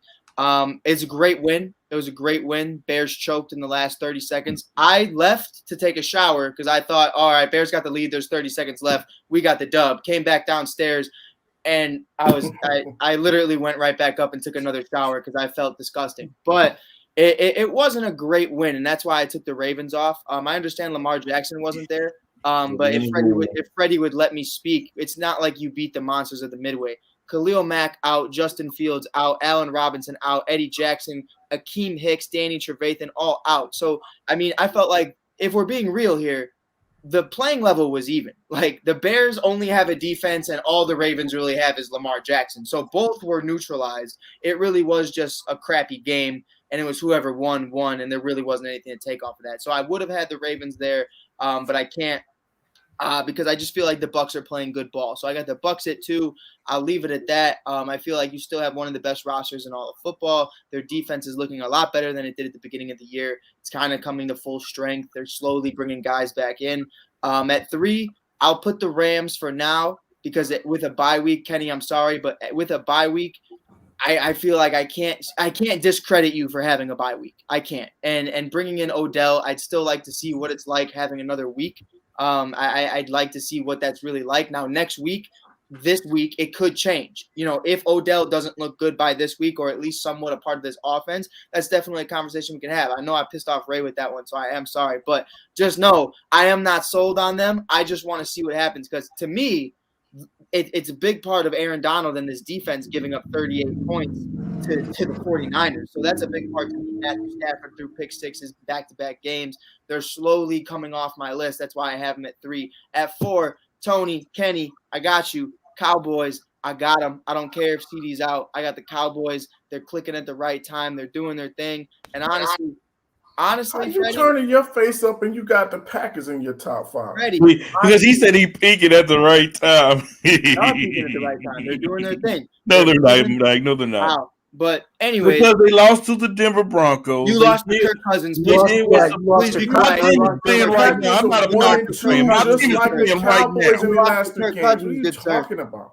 You lost to Denver, then you did what you're supposed to do. Every team in the NFL has had a bad game. And you lost yesterday. Stop it. Stop it. Packers had a bad game. Don't say they're peaking at the right time. That's not true. For crying out loud. They're peaking down. They're peaking down. Stop. You know what, Freddie? Again, the Packers are doing what? Dallas. I'm a Giants fan. I'm a Giants fan. You know what the Giants are doing. You had the Packers in your top 5, and they got the exact same record in the last 3 games. But it's how you lose. Listen, Freddie. I don't care. Oh, wait. So it's how bad. So how you lose over here. Okay. Now, number 5, I'm going to surprise a lot of people. Number 5, I don't care what anybody says. They're clicking at the right time. They're doing their thing. The Indianapolis Colts, to me, are slowly making their way into the playoff picture. They're beating good teams. Jonathan Taylor, I honestly, y'all know I'm from Chicago. I ain't watching Northwestern. I watched Wisconsin with this kid. This kid was special. I was really excited to see where he would go. Indianapolis, with Carson Wentz was very questionable to me, but honestly, Carson's been pretty solid. It's very underrated the way he's been playing this year. People aren't looking at his touchdown ratio and the number of percentages that he's putting up. He's been pretty solid. He's not flashy. He's never going to be that guy. He's more of a game manager, which is weird to say because he's not even that great at that. But he's doing his thing. He's having a pretty solid year. I'm liking what we're seeing from him. You still have Pascal. You still have Hilton. You still have a lot of guys on this offense that, when fully healthy, you could make a move. And Jonathan Taylor, now that they understand, I feel like early on, it was let's see what Wentz can do. And now it's like, scrap that. This is Jonathan Taylor. We're doing what the Titans do with Derrick Henry and just let him be that Tannehill type guy. That's perfectly fine. And I think they honestly could sneak their way into the playoff picture. At 51 points, that's exactly why I lost this week. But it's definitely something to just be aware of that the Colts are here. And let's be real. If Andrew Luck would never retired and this was Jonathan Taylor and Andrew Luck, I mean, we might be having a different conversation right now at them just sneaking into my 5. It might be in a lot of other people's 5s, but I do think they're on the right path to be very successful. And you got to remember, a lot of people don't talk about him. Quentin Nelson. If you just look up this guy's highlights, this guy will give you all the respect in the world to linemen because this guy is so much fun to watch. Generational. All right, Kenny, that rolls over to you. What we got? All right, I got Arizona in for number 1. I got Kansas City number 2. I got the New England Patriots at 3. They've been coming on strong these last few weeks, and I just see them just moving in, in a forward direction. Mac Jones is playing solid football. The defense is coming on, and I got them 3. I still got the Baltimore Ravens in at 4. And then I got the Tampa Bay, I'm assuming a win tonight. Like we said earlier, assuming a win tonight and they're pretty much, home free in their division. So I got Tampa Bay 5. The only thing about New England is that 5-game win streak did come against some subpar teams. I want to see a little bit more from them, but yeah, you're right, man. New England, hey, they're looking pretty nice with Mac Jones. Yeah, you can only play the teams on your schedule. So hey, I get it. They're looking pretty good at Mac Jones. I mean, I do think they're going to be a threat eventually. No, he's been solid, and then they got the running game now. The young guy Stevenson that they drafted that's been playing really well. And like I said, the defense has been coming on since that Cowboys game. That defense has really stepped up. So, I just think New England's going to be a factor. Right. It's definitely nice to have a young quarterback that you're proud of. Isn't that right, everybody but Freddie? Yep. You haven't figured yours out yet, Mike. Oh, I did. We're chilling. So stop taking shots at me. Why? You know what? I've figured out ever since I've started the network, people love taking shots at me. But you know what? I don't know why I get so mad about it. It's all love. You look up to me. I'm sorry. I should never spoke. I only look up to you because I'm on the bottom of the remember, we checked the feelings at the door. He just keeping it real. Stop hating on him for keeping it real. Hey, you know what the answer is? You know what the answer is, Freddie? Real talk. Completely unbiased. Justin Fields' his only thing to work on is finding out who his new head coach is. After that, we're solid. We're chilling. Hey, y'all. I'm sorry. I keep looking at Ray. Does Ray here not look like Melo to y'all? He look just like Carmelo. Well, speaking of Ray, go ahead, Ray. The floor is yours, brother. Yeah, we just dodged. We just dodged that conversation. Ray. Ray. It was weird. Yeah, I love you, Ray. We watch kind of some different football, I guess. I agree with some of the stuff. Like the Colts are 6-5. They beat Buffalo, but outside of that, they don't have any great wins. I've heard a couple other teams that really aren't there. So I'm gonna give it to you based on the point that Jay made. Everybody got a bad loss, and some of them got 2 bad losses. So I don't think that there's any team that's really separated themselves. So I'm really basing this top 5 off of who I think in order of championship potential. So I'm gonna go 1. He's playing right now, Tom Brady. I said it last week. They are just waiting to get people back healthy. They are getting by. That defense has been really hurt.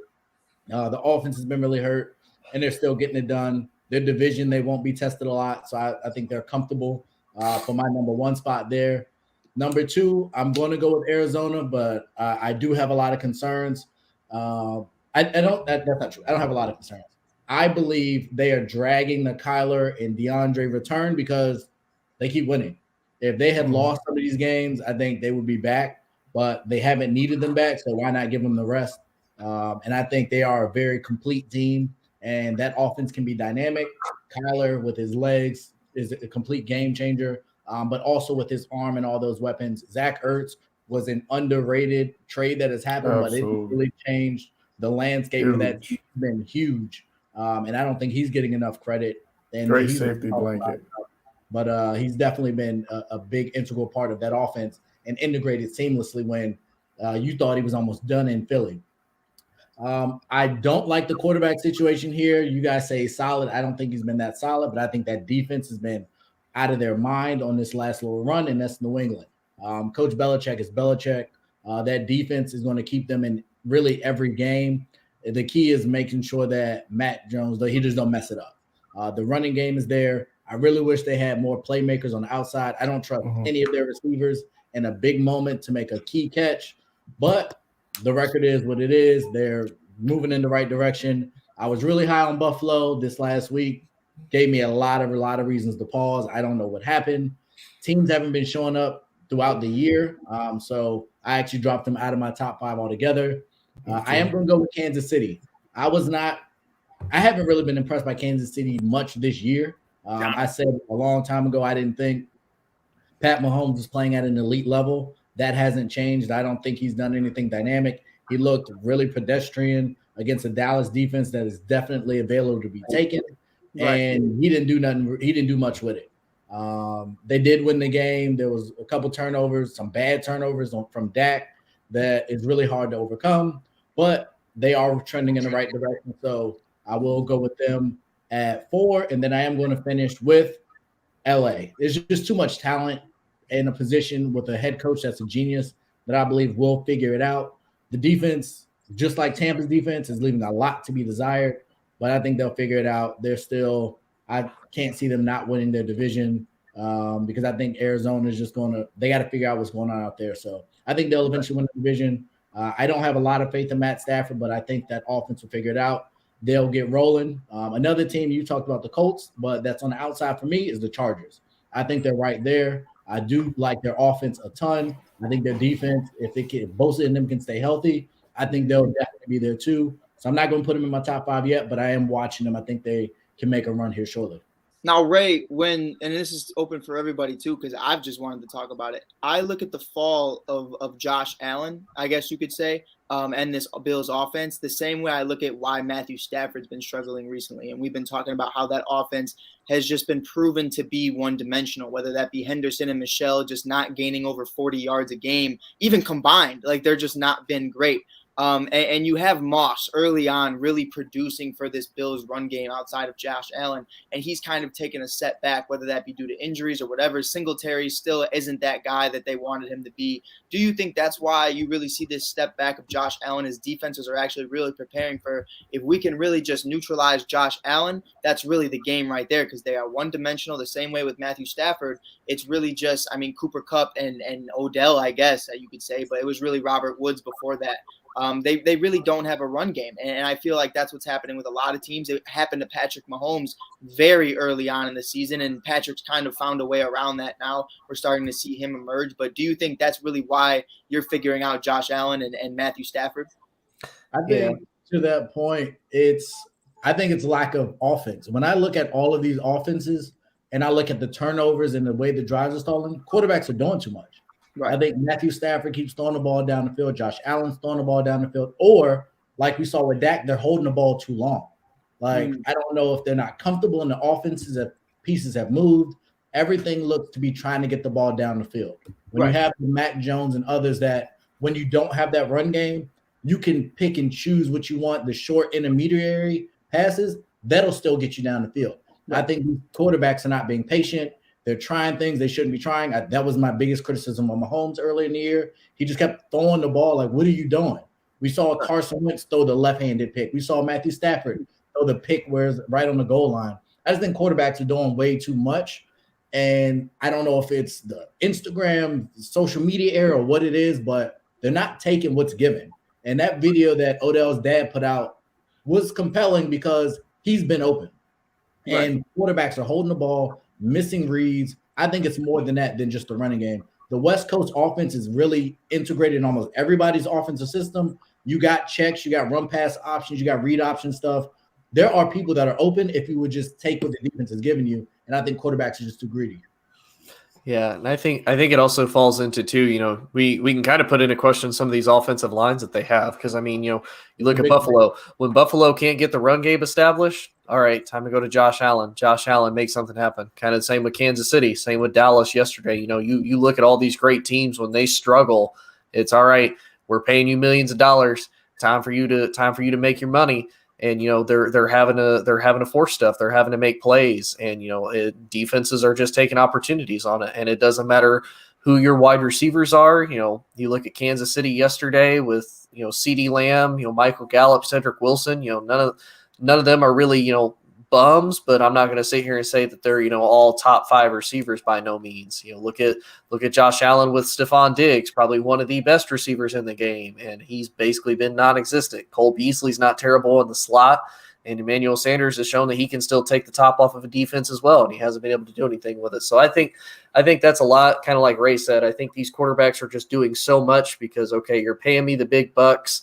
I've got talent that can go and get the ball. If I just force it, it's that 50-50 shot. Either this is going to end really well or it's going to end really, really bad. And, for quarterbacks, I think they do. They just need to play smarter, establish that run game, even if it's just the short passes. You don't need to get all of it, back in, one play. If I would rather my team lose, and it's going to sound crazy and Kenny would probably yell at me if I was a coach, I would rather my team lose by like 3 to 7 points and at least have a rhythm, have something to go off of, to have momentum and to get that rhythm, than to be like, okay, well, we lost by like 2 touchdowns, but it was all garbage time stats because we spent, 90% of the game down like 42-3.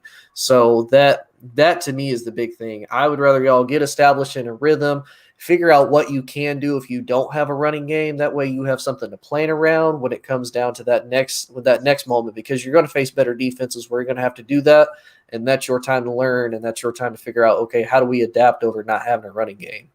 I got to be honest with you, I hope my team never gets okay with losing. I don't give a damn if it's by 3 points or 2 points. If you ain't winning, go the hell home.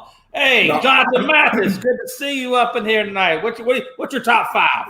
Hey, what's up, Jay? How you doing, man? Well, Arizona's obvious, number one. They have separated themselves from the rest of the crowd with their record, and they're the only team that stands out with a record like that. Everyone else is either like 6 wins, 3 losses, 6, 7. Yeah, it's 7 at the most. It's a tight race. And then I'm you know what? I'm still gonna have the Rams up there. I still believe in the Rams. I still got them at 2. Believe it or not. And I know it might sound crazy, but I mean, the Rams, man, they have a really explosive offense. I think the biggest question for the Rams is what can they do defensively?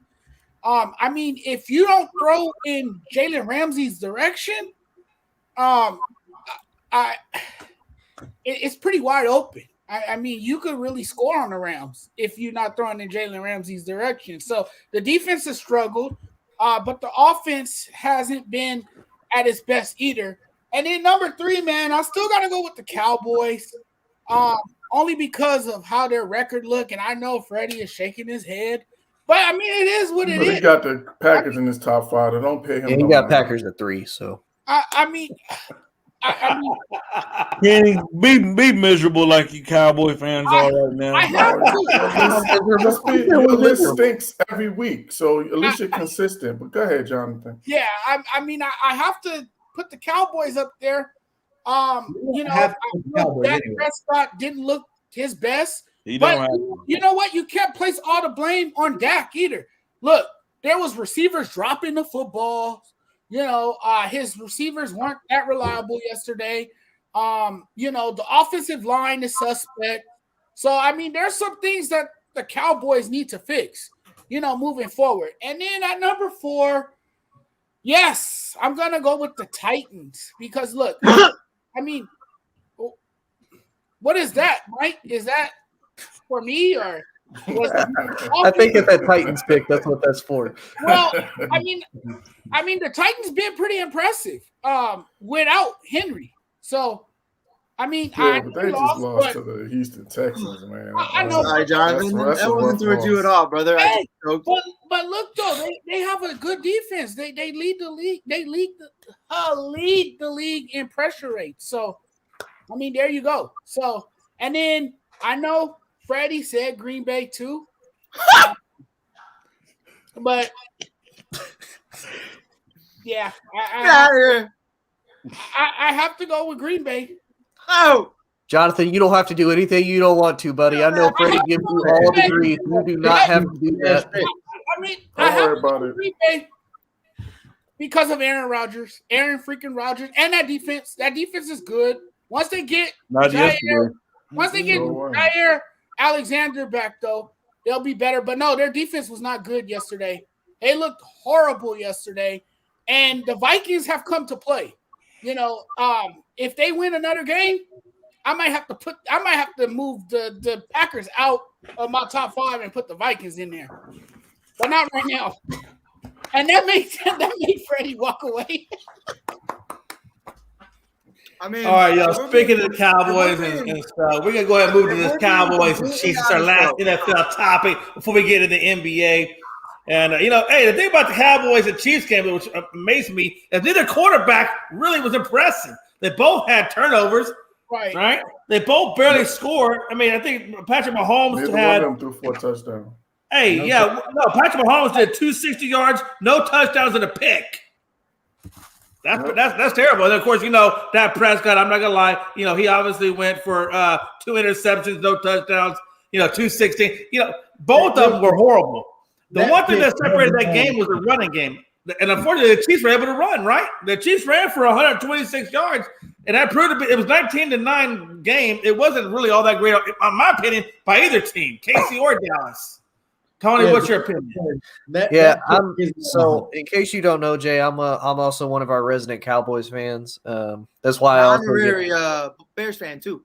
Yes, honorary Bears fan because I grew up in Indianapolis. Go Bears. So yeah, Dallas is just one of those again. Dallas kind of got in their own way, and I said this on the last show that I was on. Ever since 2019, Dallas has yet to really beat a good team that has been above 500. They've only done it twice this season. They beat two good teams. They beat the Chargers and they beat the Patriots. The Patriots was due to a lot of mistakes. The same with the Chargers. They were both teams that came in heavily penalized, and it just came down to a matter of who had the ball last. Yesterday, more than anything, it was the Chiefs finally moved Chris Jones out from defensive end into defensive tackle, which helped a lot as far as the interior goes. Dallas made a big mistake as far as when they lost Tyron Smith, they moved Terrence Steele from right tackle over to left. I thought that was stupid. The kid was doing solid at right tackle. They should have put Lael Collins in at left tackle, and because you've seen Lael Collins be just absolutely nasty. And then Dallas didn't have their two key pass rushers. Leighton Vander Esch is not getting an extension. If Jerry Jones signs Leighton Vander Esch to an extension, I will lose my mind. The man is garbage along with Jalen. Full-time Bears fan. Huh? You'll be a full-time Bears fan, huh, Tony? Probably. But yeah, it was just one of those. I'm not going to make excuses for Dallas. Dallas didn't show up, but to be fair, as far as the fact as much as Kansas City was clicking and how much they could have clicked and taken advantage of a Dallas defense, I'm surprised that Kansas City also played as poorly as they did, even though they walked away with a W against a defense that they could have very easily dropped, 30, 40 points, and there's not a damn thing Dallas could have done about it. I will say in the private chat, I offered to forego the Cowboys topic because we already know they took an L. I'm more than happy to admit that. Kenny more than happy to admit that because I wanted to talk about the bad man Aaron Rodgers butt fumbling like Mark Sanchez against the Minnesota Vikings, but that was just me. Is it my turn? No, absolutely, Freddie, you're up. Yeah, we don't want to hear. We don't hear nothing he has to say on this topic. You heard the moderator. Listen here. Of course, Tony wants to change. Get the Freddie facts ready because he don't wanna face me.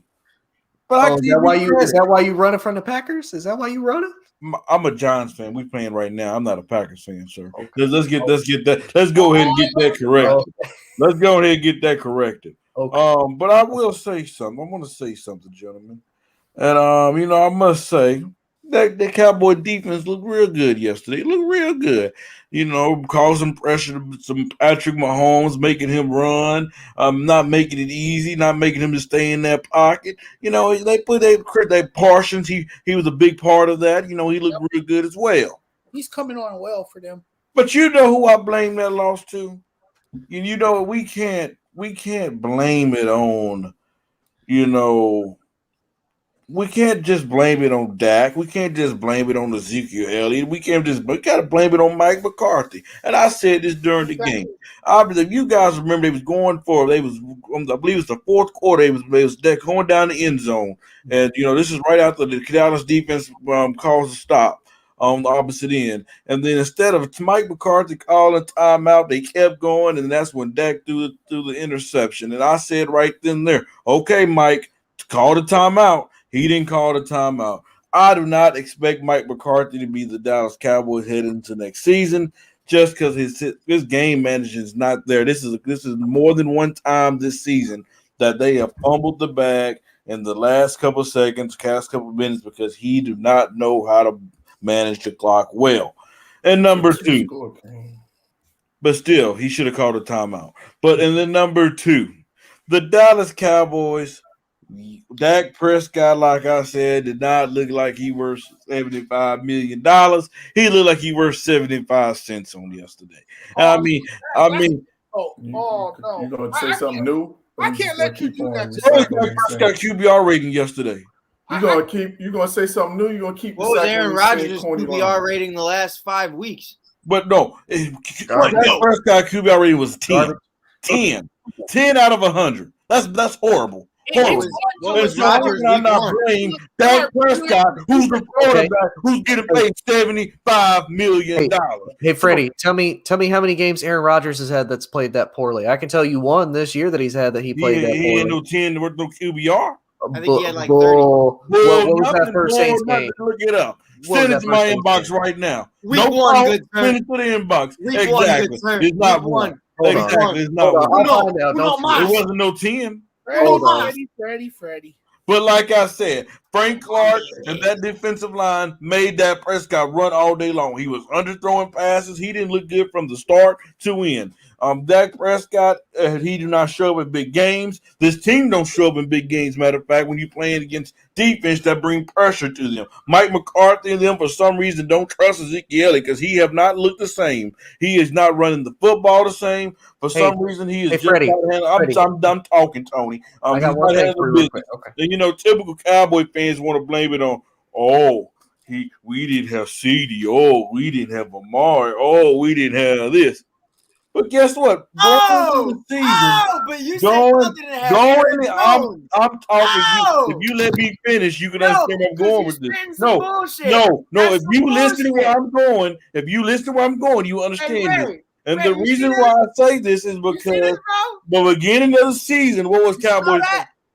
Smell like bullshit. I don't even want to hear you, Mike. No, because you're not listening to what I'm saying. You're listening out your mouth, but you're not making no sense right now. Hey, Freddie, if you listen to what I'm saying, you understand. I don't care who's not on the field because beginning of the season, Cowboy fans said this team was so deep, it don't matter. They said they're so deep at the wide receiver position, it don't matter.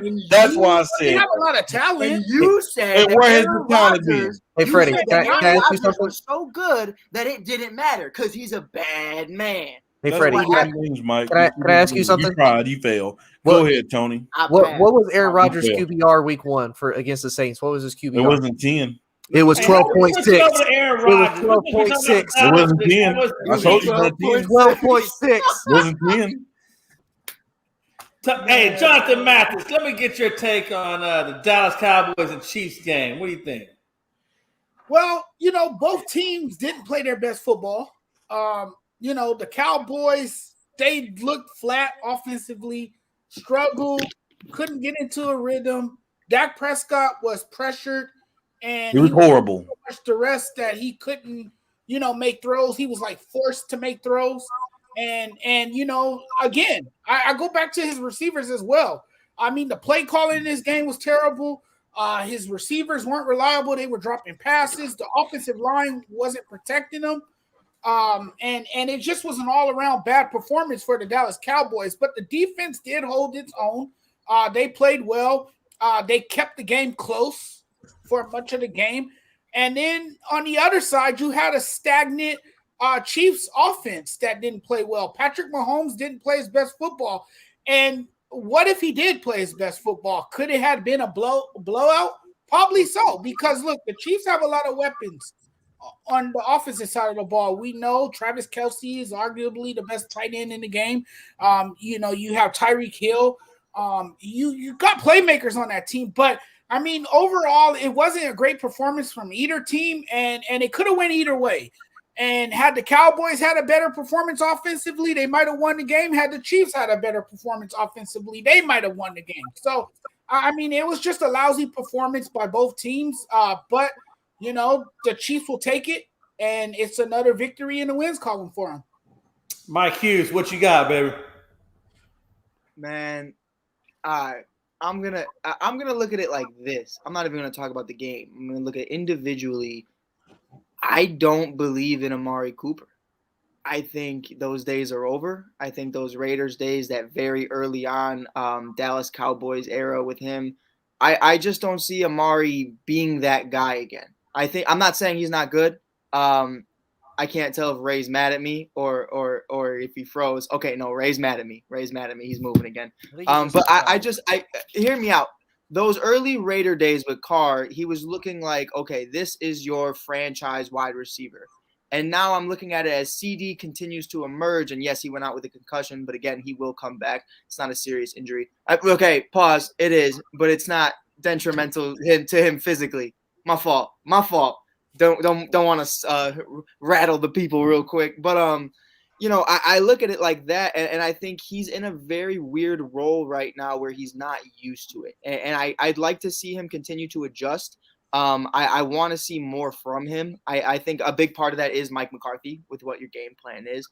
Praying to God for Tony and Kenny's sake that Matt Nagy is not in consideration to being the Dallas Cowboys' new head coach. Because that would be a mess. No, that would be a mess. But trust me, Jerry Jones and Matt Nagy, they are car salesmen. That's how they both are. They look just like that. They are willing to feed you the bullshit, and they will be best of friends. Believe that. They definitely could be good friends. But I look at it and I just see Amari Cooper and it's just disappointing to me. I understand the injuries have been nicking him for a couple of years now. But I'm just curious to see if we'll ever see an Amari Cooper of old and if we'll ever get that kind of Amari Cooper back, especially with as CeeDee Lamb continues to get better. Gallup's been pretty solid. If they retain him, we'll see what happens. But it's been fairly disappointing to me, at least from my perspective, seeing Amari Cooper just not really being that dependable guy. So, all right, Ray, what you got? Amari didn't play last week, so I'm not. I was thinking the same thing, but I didn't want to hurt his feelings. No, but that's my point, right? That's my point again, though. The best ability is availability, and again, Amari Cooper is gone. And I look at it like that. When you're on the field, you're not doing anything, and then there's a bunch of times you're not there. So when CeeDee Lamb goes down, okay, who are we looking at? You expect to see the guy that you're paying all this money to, and you're really looking at Michael Gallup. So I'm looking at it like that, and I'm like, why? Well, you really don't need – not that you don't need Amari Cooper, but he just hasn't been the guy that you expected to get when you traded for him. And that's really how I feel about it. And it's not – when you look at the two trades, I mean, let's talk about it. Let's be real. Khalil Mack, he's been that guy. You know, this is his first time really being injured. Amari Cooper's been on and off every single time. And when he is on the field, I don't know if that's a offensive play calling issue or if that's really just Dak and Amari's connection just not being the same now. But he just isn't that – franchise wide receiver that we all once saw back in I'm not going to say Las Vegas, I'm going to say Oakland, but it's just not been the same to me. And I'm not saying he's not good. I'm not saying by any means he's not good. I'm just saying he's not Amari Cooper of old, and that's just really what I've been taking away the last few weeks. Amari Cooper's not the problem in Dallas by any stretch. I didn't say he was the problem. No, I got you. Yeah. But the thing is, like, I think the bigger issue is they didn't need to draft CeeDee Lamb. Like, they drafted CD, who came in, and he's a heck of a ball player. But it does create a problem where when you had Cooper and Gallup, like Gallup has emerged. He's been hurt this year, but they're not going to pay him because they can't afford him. Like, they're paying too many people on offense, quarterback, receiver, and then they're going to have to get ready to pay CD here shortly. So I don't think Gallup's the problem. I'm sorry, I don't think Cooper's the problem. I definitely don't think that Mike McCarthy's the problem because he don't even call the plays. Like, Mike McCarthy is a figurehead that's just brought in to be boys with Jerry Jones. Jerry Jones does not like big personalities as his coaches, and we saw I don't know if y'all watch Hard Knocks or not, but Mike McCarthy is not that guy. Like, his motivation sucks. He doesn't call the plays. He's just there. So Jerry Jones is not going to replace him. It's on Kellen Moore. Why? Zeke, I believe, had 9 carries yesterday. Makes no sense. The game never really got out of hand. They could have controlled the ball more. I think that was a play calling mistake. I also don't think CD is as good when he's just on the field as the number one by himself. And I think that's the value that Cooper brings is when when Cooper's out there, it allows CD to eat even more so. And then Dalton Schultz has actually emerged as well, you know, to be kind of the intermediary guy.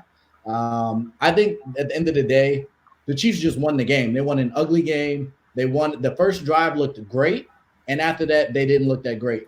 And Jay, you kept on that Pat Mahomes had an interception. It hit Kelsey right in the chest. Like, there's not much more you can do when you're. Hey, listen, that's not my fault. Maybe the boy should have caught the damn ball. Yeah, that was. He should have, but I don't put that on Mahomes. But to your point, though, I do feel like as a Cowboys fan for a long time, since 1976. I feel like Mike McCarthy, in my opinion, was the wrong hire. I feel like he's antiquated. I feel like the game has passed him by.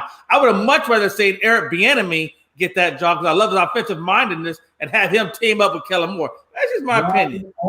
Wrong owner. That owner is not bringing in that kind of coach. I get it. I get it. I'm just saying what I want. I would like to have seen Eric Bieniemy get the job. I think he should have got a bunch of jobs that he didn't get. But but Ray made a great point though. The reason why you don't get an Eric Bieniemy is because Jerry wants a puppet. Jerry doesn't want a guy who actually is going to come in and change the face of the franchise. You think about it like baseball. You know, you have a Theo Epstein coming in. Okay, the Ricketts don't have a single idea as owners what's going on because they don't understand baseball. Bring in a baseball guy. Jerry doesn't want a guy that knows football. Jerry wants a guy that knows Jerry's favorite color and what Jerry eats for breakfast every morning. And then after that, Jerry's in charge of everything. And if you watch Hard Knocks, Jerry's over there demanding to know every single thing that's going on. So that's where your problem really lies. I understand. Like I said, I've been with Jerry Jones the whole time. I understand. Right. But Ray, nobody understands Jerry Jones. I'm fine with Amari. I'm perfectly fine with Amari Cooper. It's just when I look at the money that's being paid and how crappy the defense is at times. Sorry, Tony, but because I defend that defense sometimes, but I just feel like you look at it and when you make these decisions to bring in a CeeDee Lamb, it questions other decisions. You know, you're looking at it and you're like, okay, well, if you were going to draft another wide receiver, why are we paying CeeDee? If you were going to, or not CeeDee, Amari, if we're going to look at Pollard and be like, Pollard is the future of this running game, why are we paying Zeke? If you felt all these things, why are we doing it? And that's where it all comes down with Jerry, though. Well, a lot of teams run by committee. I mean, a lot of teams run by committee. And Pollard was a draft pick, so right. But that's what I'm saying, though. You're wasting these draft picks, not wasting, but to Ray's point, why did you draft CeeDee? He's a good value pick. He's a good value pick because he's definitely. All right, we got to move this podcast along, gentlemen. Kenny, what's your thoughts on the game? I think this game boiled down to physicality. This game was won in the trenches. The offensive line of the Dallas Cowboys did not get the job done yesterday, and that's why the offense struggled. Dak was never comfortable in the pocket. We never got the running game going. They never tried to establish the running game because they didn't believe in the offensive line. To Tony's point, Terrence Steele is not a starting caliber offensive tackle, and the problem is he's playing that left tackle spot, and inside in the trenches, Chris Jones just manhandled the Dallas line. And I think that was the difference in the ball game. Micah Parsons was huge. He played like a grown man. He's making this case for Defensive Rookie of the Year, and he wreaked havoc on Patrick Mahomes and the Kansas City offense. And I think that was the big reason why they couldn't really get off like they wanted to, because Micah Parsons was all over the field and he was making plays in the backfield the entire game. But this game was won on the offensive and defensive line. The Dallas defensive line, besides Micah Parsons, we already talked about the fact that they gave up over 100 yards rushing. And I think that was the difference. And I just think physically, when the Dallas Cowboys are winning games, it's when we are dominating teams physically, especially on the offensive side of the ball. Right. It's when that line is pushing guys back, creating holes. You see Zeke doing his eating sign and we're getting first down after first down and moving the ball down the field. That's when the Dallas Cowboys are at their best. And, right now we're missing Tyron Smith. He's a big loss. And I think at this point it's time to move on. It's time to look at drafting a offensive tackle in the first round in this upcoming draft, or in the first 3 rounds, whatever the case may be. You have to look at the offensive line and look to draft an offensive tackle because Tyron Smith can't stay healthy. So, and that's really what makes the Dallas Cowboys is when that offensive line is dominating, that's when this team is dominating, because our defense is based on speed as opposed to the physicality. So we're the type team that we need to keep the ball, we need to possess the ball, we need to be dominating teams offensively. Then that defense team tends to play off the offense. When the offense struggles, the defense is not dominating enough to keep us in the game. And that was the problem yesterday. Just real quick. I did want to say one thing with another red zone touchdown. Real quick, I gotta let Jonathan Mathis get his comments before we go to the NBA Excited Life. Jonathan Mathis, what's your comments on the Cowboys and Chiefs game? I think you already did, didn't he? Oh, yeah. Did he already go? Yeah. All right. I do want to say something real quick, though. So fast. All right, let's go over to the NBA for a minute. One thing. I only need Mike McCarthy to play Madden for like 5 minutes to learn about a timeout, and then I think Mike will be set as a coach. Just play Madden for like 5 minutes, learn how to do timeout. Play calling too. Yeah, I agree. I agree with both of those comments. I'm okay with that. I'm not going to put this game on play calling. I'm putting this game on the offensive line. Offensive line didn't get it done. No, that's the good. Cowboys. I agree with that as well. All right, let's move over to NBA real quick. Obviously, the biggest hot topic, and I know Freddie loves this, was the big scrum match between LeBron James and Isaiah Stewart. And we've been talking about this quite a bit in the group chat about who should get what suspensions and whatnot. Me personally, I watched that over and over again, and Braun was dirty, man. It was dirty. Dante, he's not always a dirty player, but that play was straight up dirty. Now, given if Stewart if he would have just taken it and let the NBA officials do their job, it would have been Braun with the suspension, and Isaiah would have straight kept on rolling. But that man, I don't know if somebody possessed him or Cujo got inside of him, but there was nothing stopping him. Three different. He ran after the man the first time, they pulled him back. Then he got it loose, ran after him the second time, they pulled him back. The third time, the man's run over his own players just to get the ball. And at one point, he was foaming at the mouth. And that's why they said he tried to get out. They said he tried to get out of him in the locker room. I'm going to Tony start this off, and then we're going to go around the horn. I see you done switched to your Lakers hat. That's great. Tony, what you got? Yeah, I kind of talked about this on Bring It just a little bit ago. It to me is one of those, so Shannon Sharp put it in the best way, because I absolutely hate this phrase with a burning passion. How everybody says, oh, you need to be the bigger man. You need to move on. No, if I got to be constantly the bigger man, I'm around too many small people. Like that's just the way it is. But I'm gonna say this too, though. At the end of the day, they're supposed to be both professional athletes. Like, I get it. It is the heat of the moment. Is a game. Y'all role models. Y'all on TV. But here's the other thing, though, that I'm kind of a big fan of, because I haven't been raised in the old school military, but I like the old school military mentality of, if you and I got a problem, okay, we're going to work it out until we done. Then you and I going to have a friendly gentleman conversation outside where ain't nobody see us. We ain't got to worry about getting suspended. We ain't got to worry about no fines. We ain't got to worry about, pissing nobody off except each other. So, I mean, as far as the actual suspensions, I mean, I can see why Stewart got more than LeBron, but kind of like Anthony says here, the NBA is going to protect LeBron because LeBron does make the money. Whether or not he was the full-on instigator, that's pretty much to be determined. But the fact that Stewart reacted the way he did is completely unprofessional. But I don't know. I mean, to me, I think they should have at least both had an equal suspension. Because realistically, this is both of their faults. Like, should Stewart have a little bit more because of how he acted after? Yes, but just one game, I mean, that's really nothing. Like, that's really nothing for LeBron even. That's just, okay, I don't have to play the Knicks. I get an extra day off to rest, and the Lakers still have to figure out what they're going to do without me anyway. So, yeah, all right. But, hey, Big Freddie, so this is your team. What you think about your boy Braun? Listen, here, first off, it was a dirty, it was a dirty play. Okay. That don't determine him a dirty player. That was a dirty play. We stand strong, right? And I mean, it's basketball, but I mean, I'm just going to say this. It was back in the 80s and 70s. That would have been like a common foul. That just tell you how the game has changed, from now to then. But LeBron not punching nobody in the faces. Well, it really was.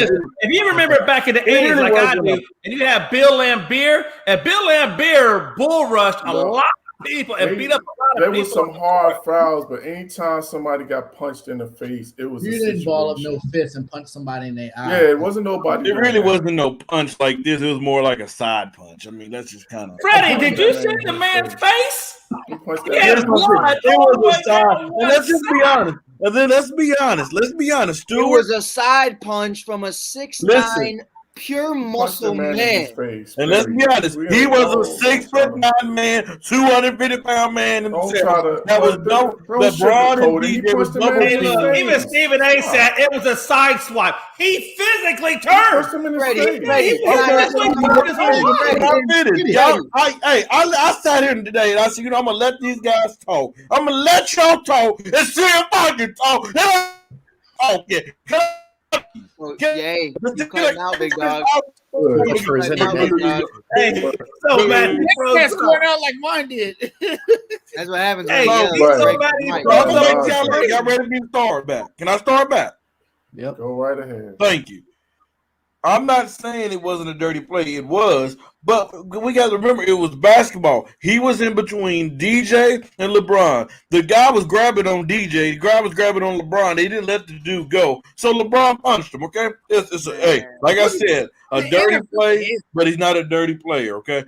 But I have a problem with this dude Stewart. You know, you act like you want to do something. Hey, you was all up in Bron's face. You had plenty of chances. If you wanted to swing, you could have swung, and he didn't do it. Once Bron walked back, and said, hey, he ain't want no problem, then you want to start running like you about to tackle you an animal out the zoo. I mean, I'm looking at this dude, I'm like, man, what in the world is going on? Then not only could they not stop you knocking over teammates, you knocking over coaches, getting your face bloody, and splattered up. I mean, he didn't want no smoke. I mean, yes, we want to talk about how big Stewart is, and Isaiah, he is a big man. But hey, if I'm right there and I'm in front of you, and I had enough chance to swing at you, and you didn't swing, you wasn't really about that action. Because you can't tell me if Mike Hughes is about to fight and he in front of a dude that he ain't gonna make him feel his presence. I know Mike better than that. He gonna make his presence feel a lot better. And Kenny, you can shake your head all you want. Him and Bron was in their face just like this. He didn't do nothing. Jumped in between. As soon as it happened, he jumped in between. But still, he could have swung. He was this close. He could have still swung. He didn't want none of that action. So then you want to start chasing, knocking the crowd. None of that action. No. I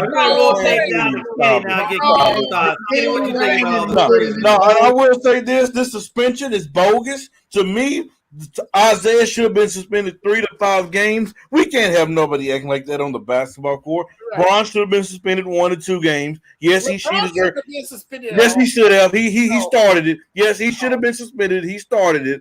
But Isaiah's suspension should have been more. Ain't no way that the person that got punched and is bleeding all over the court, it should have got suspended more than the guy that punched him. And then he tried to make peace. You ever had somebody punch you in your face and then you try and walk, and then they walk up to you like, "Oh, my bad." What you gonna do? Right. That was the same type of way. Right. Right. This ain't no thug-ridden thing, though. Ray, what you're talking about is thug-ridden. You're talking about a guy taking me out. That's the NBA, man. It's the NBA. Right. Do you not remember a few weeks ago when the Joker who got suspended? Who got suspended? Was it the guy? And I said that was wrong then. But I said it was wrong then. But guess what? Moore started it. Why did he get suspended? He should have. I said that was wrong. But guess what? It didn't happen that way. It didn't happen that way. Ray, you know what that's called? I feel like that's Ray. What Isaiah Stewart did, if he would have connected with him, if he would have connected on Bron, that's called assault in the real world. That's criminal. He was doing criminalistic activity. That's not perfect. That's the case. Then they both getting arrested because LeBron did it. No, that was basketball. That was not no basketball move. That wasn't basketball move. Stop it. No, that wasn't no basketball move. Are you crazy? There was. Hey, speaking of which, let me bring the conversation to Kenny. We got to move this along a little bit. Kenny, what's your thought process on what Freddie and Ray and everybody else is talking about with this? Look, the bottom line is they both should have been suspended. The reason why Stewart got suspended was because of what he did after the fact.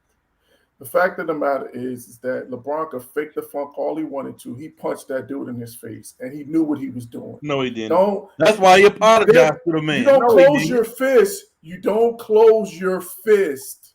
If you're trying to extend your hand, you don't close your fist if you're not intending to punch a man in the face.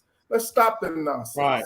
If you watch that play, hold on, time out. If you really watch that play, there's no need. I just watched it. Because the ball went straight down. Nobody was moving. The ball went straight. The ball didn't even get rebounded anywhere near their direction. Why are you boxing out and turning your body? Exactly. After made free throw, there was no need. He wasn't boxing them out. He knew what he was doing. So it's okay for dude to be shoving him, but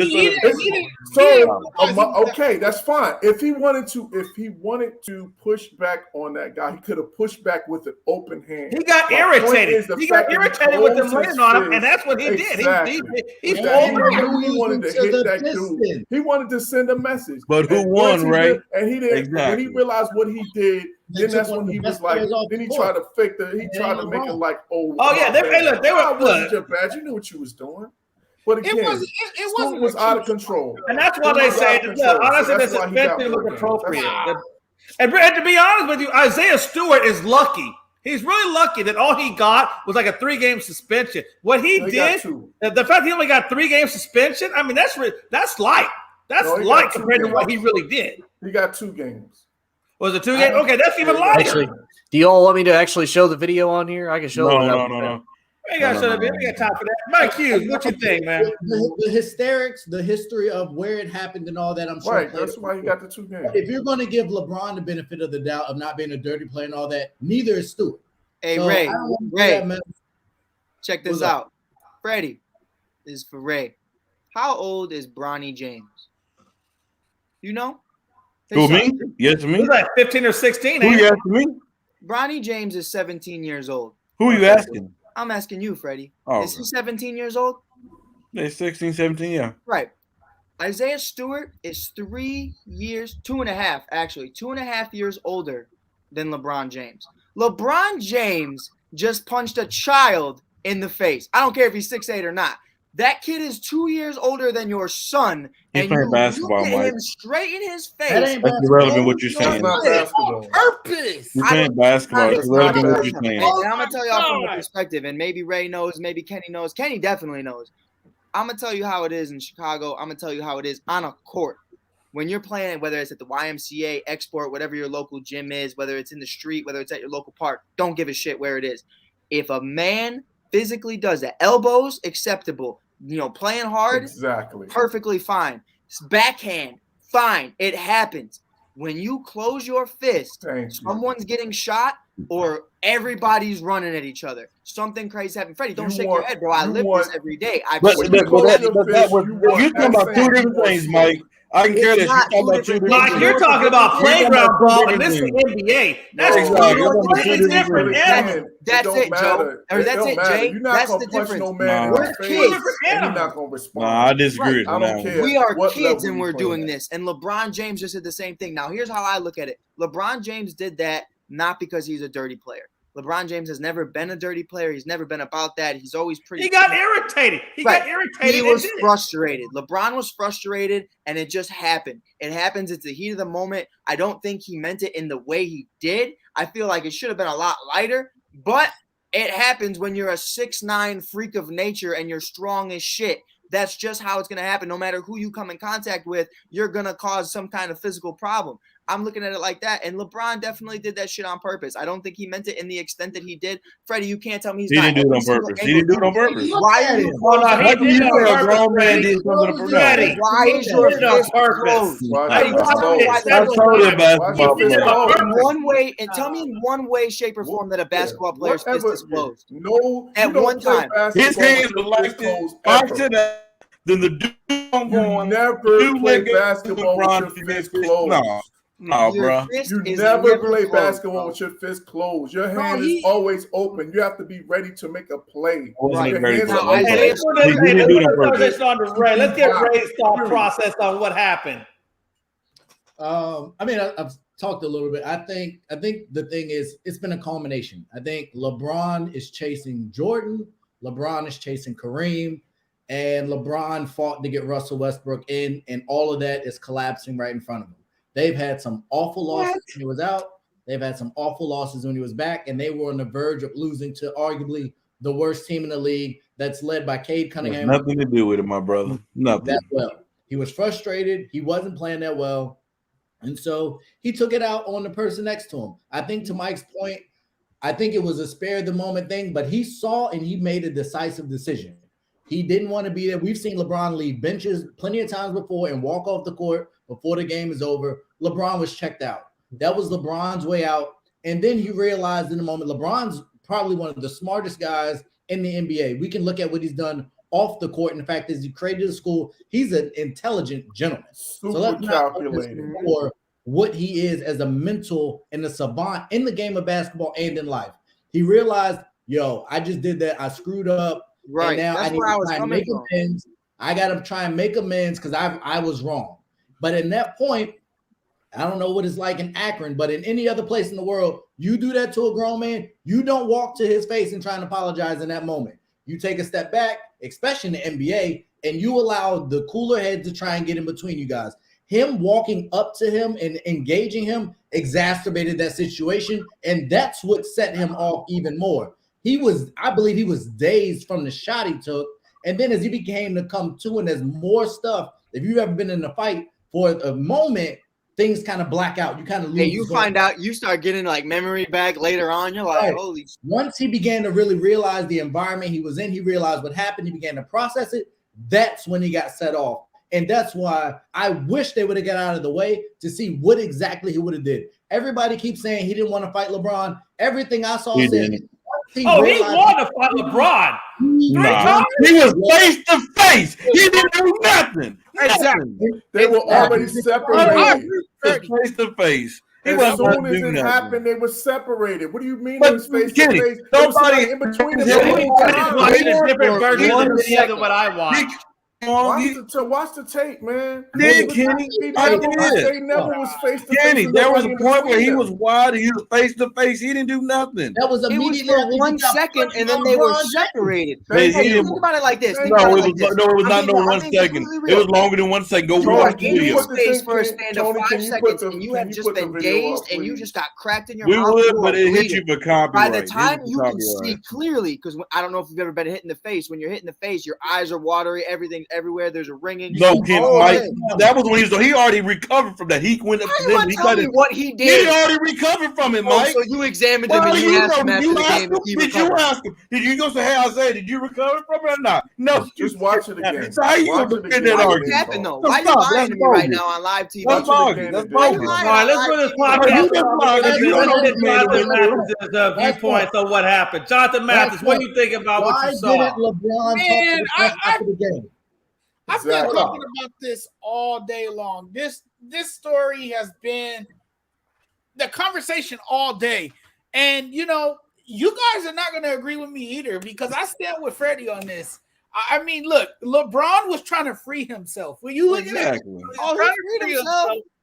And his elbow just happened to hit Isaiah Stewart in the face. It wasn't no elbow. Isaiah Stewart was the one that overreacted. He was the one that overreacted. Hey, look at me. It wouldn't even been all of this if it was an elbow, Jonathan. But elbows happen all the time. Oh man! You're going to react. Jonathan, did you watch the tape? I did watch the tape, and I watched it multiple times. Jonathan, show me your elbow right now. I just want to see something. How is this an elbow? He was freeing himself and he closed his fist. That was oh my God. Look, either way, it was inadvertent. Okay, it was not intentional. LeBron doesn't have a history. So if it was, Jonathan, let me ask you one question. If it was inadvertent, why didn't he meet with the press? Why didn't he meet with the press? What's the point? Why didn't he meet with the press after? If it was inadvertent, then there would be no reason for him not to explain it. He tried to apologize to Isaiah Stewart. That's not answering my question. Stewart was the one that was acting all tough. That's not answering my question. That he wanted to do. That's not answering my question. He didn't even inadvertent. Why didn't he meet with the press after the game? Because he don't have to. That's why. Yes, he does. He's obligated. Stop. To make you happy. Obligated to meet with the press after every game. What are you talking about, Fred? The Lakers held him out. He didn't hold him out. The Lakers held him out. No, they did not. Don't read the tell me. So you mean to tell me if LeBron would have talked to the press, he wouldn't bypass the press corps or the media? The Lakers started to say, Bron, they went to him and said, Bron, it is not a good idea to go talk to the press right now. That's what the Lakers did. Why not? For being the dirty player. Okay. Again, if it was inadvertent, then there's no need for them. If it was inadvertent, there was no need for them to hold him out. Stop, man. And what I saw was an Isaiah Stewart that acted tough, okay? Because when Dwayne Casey was holding him back and some of his teammates, all of a sudden he looked like he wanted to charge LeBron. And he had a chance to deck LeBron in the face. He had a chance to deck LeBron in the face. He didn't. But once he was restrained, and once he was held back, restrained as soon as they met. Not LeBron now. It was guys between them as soon as they met. I don't know what y'all. He still had a chance to connect, Kenny. He still had a chance to connect. Y'all better bet in the fight, bro.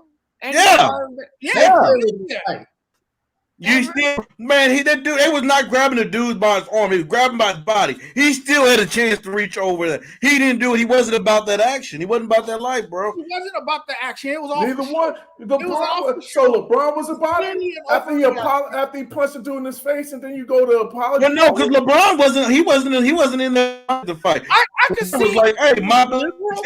After it happened, he said, "Hey, my bad, dude." We act like that, but it wasn't intentional. Freddie, if I shoot you in your left knee and I say, yo, you talking about shooting in a game of basketball? That's irrelevant. Try another one. Try again. Bro. If you failed on that point. You and then say, my bad.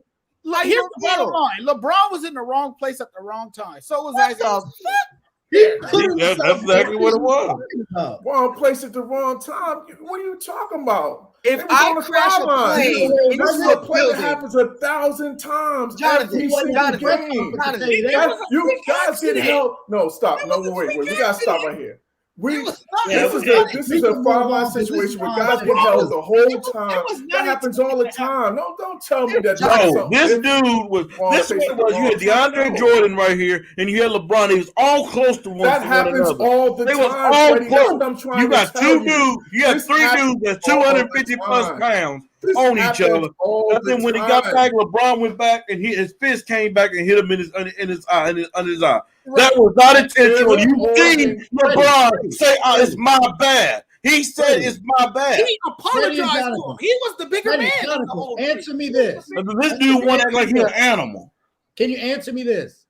That's the last thing we're gonna move on. Did LeBron look at him before he hit him? No, because LeBron couldn't see him. He didn't. He was right next to him, though. Like, you gotta see that. Do you really need to see somebody to know that they're right behind you? That's the most ridiculous thing I've ever heard in my life, and I can't listen to stupidity. You know where the man's at. You know the man's leaning on you. You know you're already agitated. You know you freaking hit the guy hard as hell because we all watched it 10 freaking times. That's ridiculous. We're going to stop the conversation right here and move on to the next topic because I can't listen to more of the craziness. What is your hot take? Let's get some hot takes. Tony, I know you fell asleep over there listening to all this craziness. What's your hot take? Oh man, I hate y'all LA boys, man. I swear, man, it's bad. Give me a hot take, Tony. Woo. I'm gonna say my hot take: the Lakers struggle to the 6th seed in the West. I do agree with that. That I do agree with. Here you go, Mike. That's nice. That's juicy. Freddie, what you got over there in Lakerland? I'm sorry, I'm literally dying right now. Because y'all just funny, man. Shut up. Mike make me. Listen here. After yesterday's game against Detroit, I saw a few things yesterday. Yes, we getting our tail whooped. They spanking that tail. But afterwards, I seen a pulse. I seen a pulse turn on. I seen a pulse wake my team up. We about to go on a run. We about to go on a run that y'all gonna hate. Y'all gonna hate coming on the show with me. Kenny, you number 1. Mike, number 2. Ray, number 3. Tony, number 4. And even Jonathan, because Jonathan, he feeds into y'all madness. Y'all ain't gonna want to do a show with me no more. Because we gonna go so much of a run, but we gonna run the NBA. Because I seen the Brody and Russell Westbrook come up there and put up a monster numbers. Anthony Davis playing like defensive play 5, 28 in rebound. Just Lakers. Hello. Stand up. Hey, just know. We gonna start tomorrow night. We gonna start tomorrow night against this man's New York Knicks. And he ain't I'm Kenny, I'm gonna call you the next morning. I'm gonna text you and say, "Are you okay, my brother?" And he ain't gonna even respond to me. Shannon Sharp is just entered the building. You know the sad thing is, Freddie, is the Lakers are supposed to be a supposed super group, but y'all look like super shit. But you know what, Jay McLovin? I didn't know you was on my list. But you know, I just added you to my list, and guess what? It takes time to bake a cake. You can't just put the cake in the oven and expect it to be ready. It takes time. If we're talking about things we didn't know, I didn't know that. Embarrassed to wear that hat. Is also a salt. Super group. So, Embarrassed. I'll show you what else I got. Hold on. Hey, well, we're waiting for Freddie to come back. Let me get Kenny Moore's hot take. My hot take is Russell Westbrook was more about that action than LeBron. That's my last statement. Okay. I'm done. I like it. Be embarrassed. You know why I will never be embarrassed of this team? You know why? Because of this. We got this right here. 17. Okay, that was yesterday. Now you're 9-9 and barely getting above. What? You can't get above 500. And you're a super team. Jonathan, look at this. 17 of these. I will never be embarrassed of this team because of these. Nice, Freddie. That's nice. But what have we done lately? We won the championship a year ago. That's what we done lately.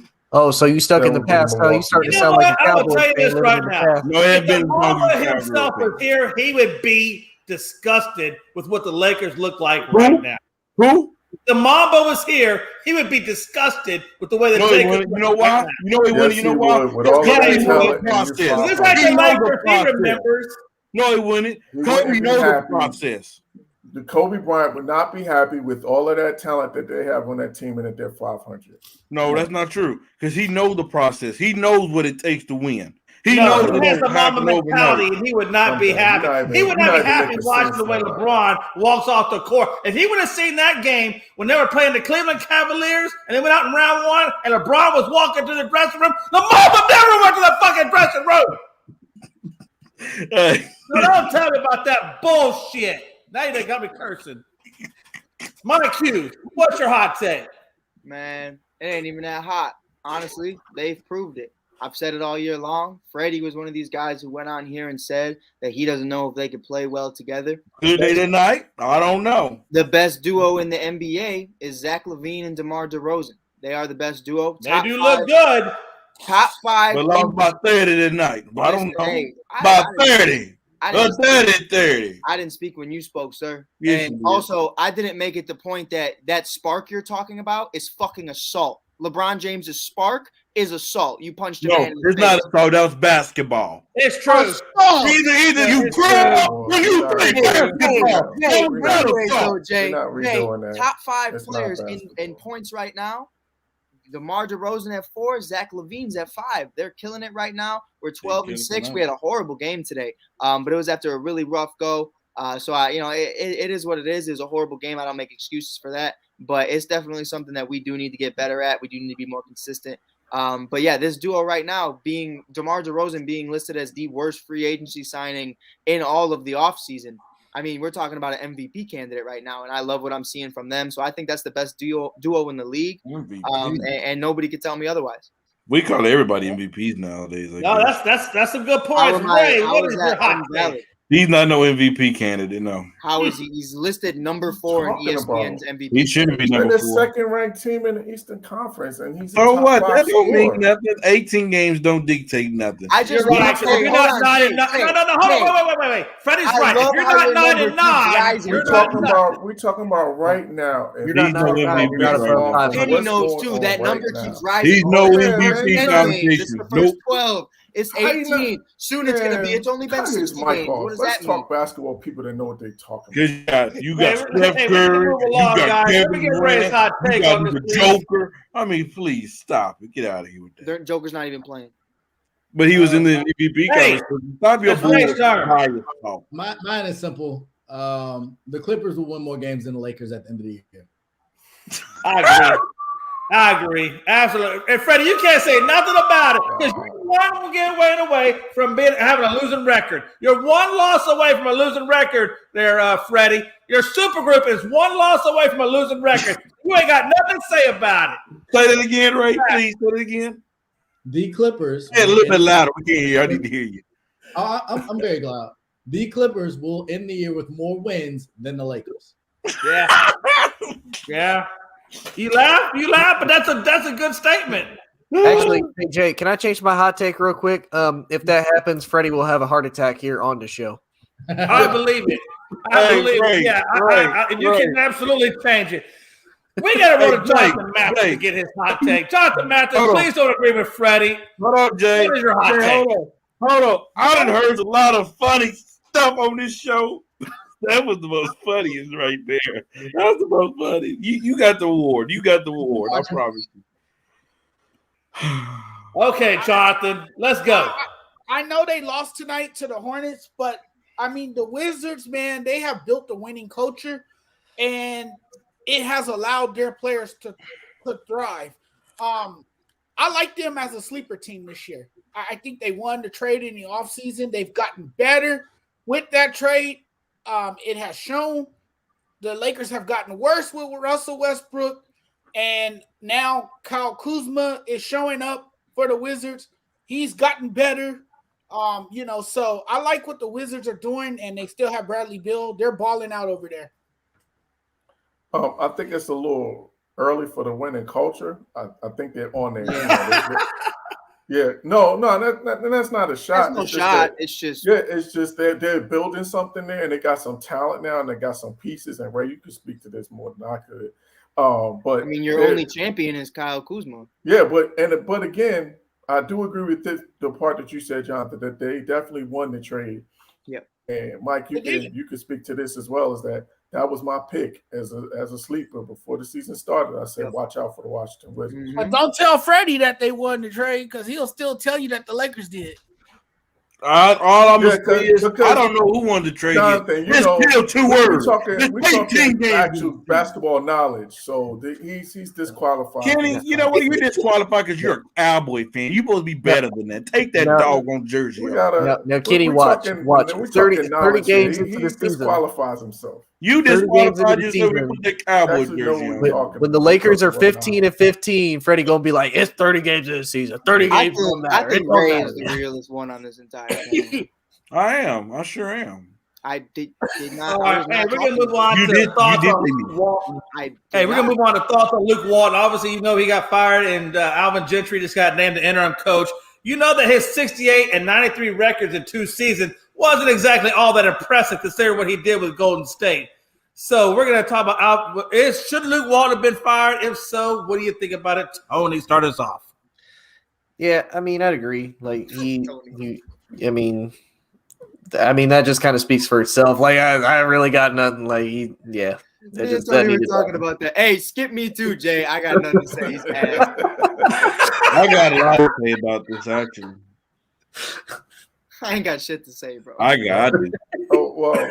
Here's your turn. You go. Yeah, I was going to say, I'll go quick. All right. So, Tony, get this. Freddie, what you got on it? Listen.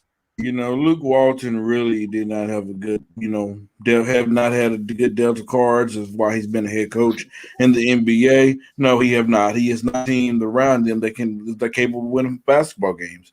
This Kings team's a young team. They're in the West.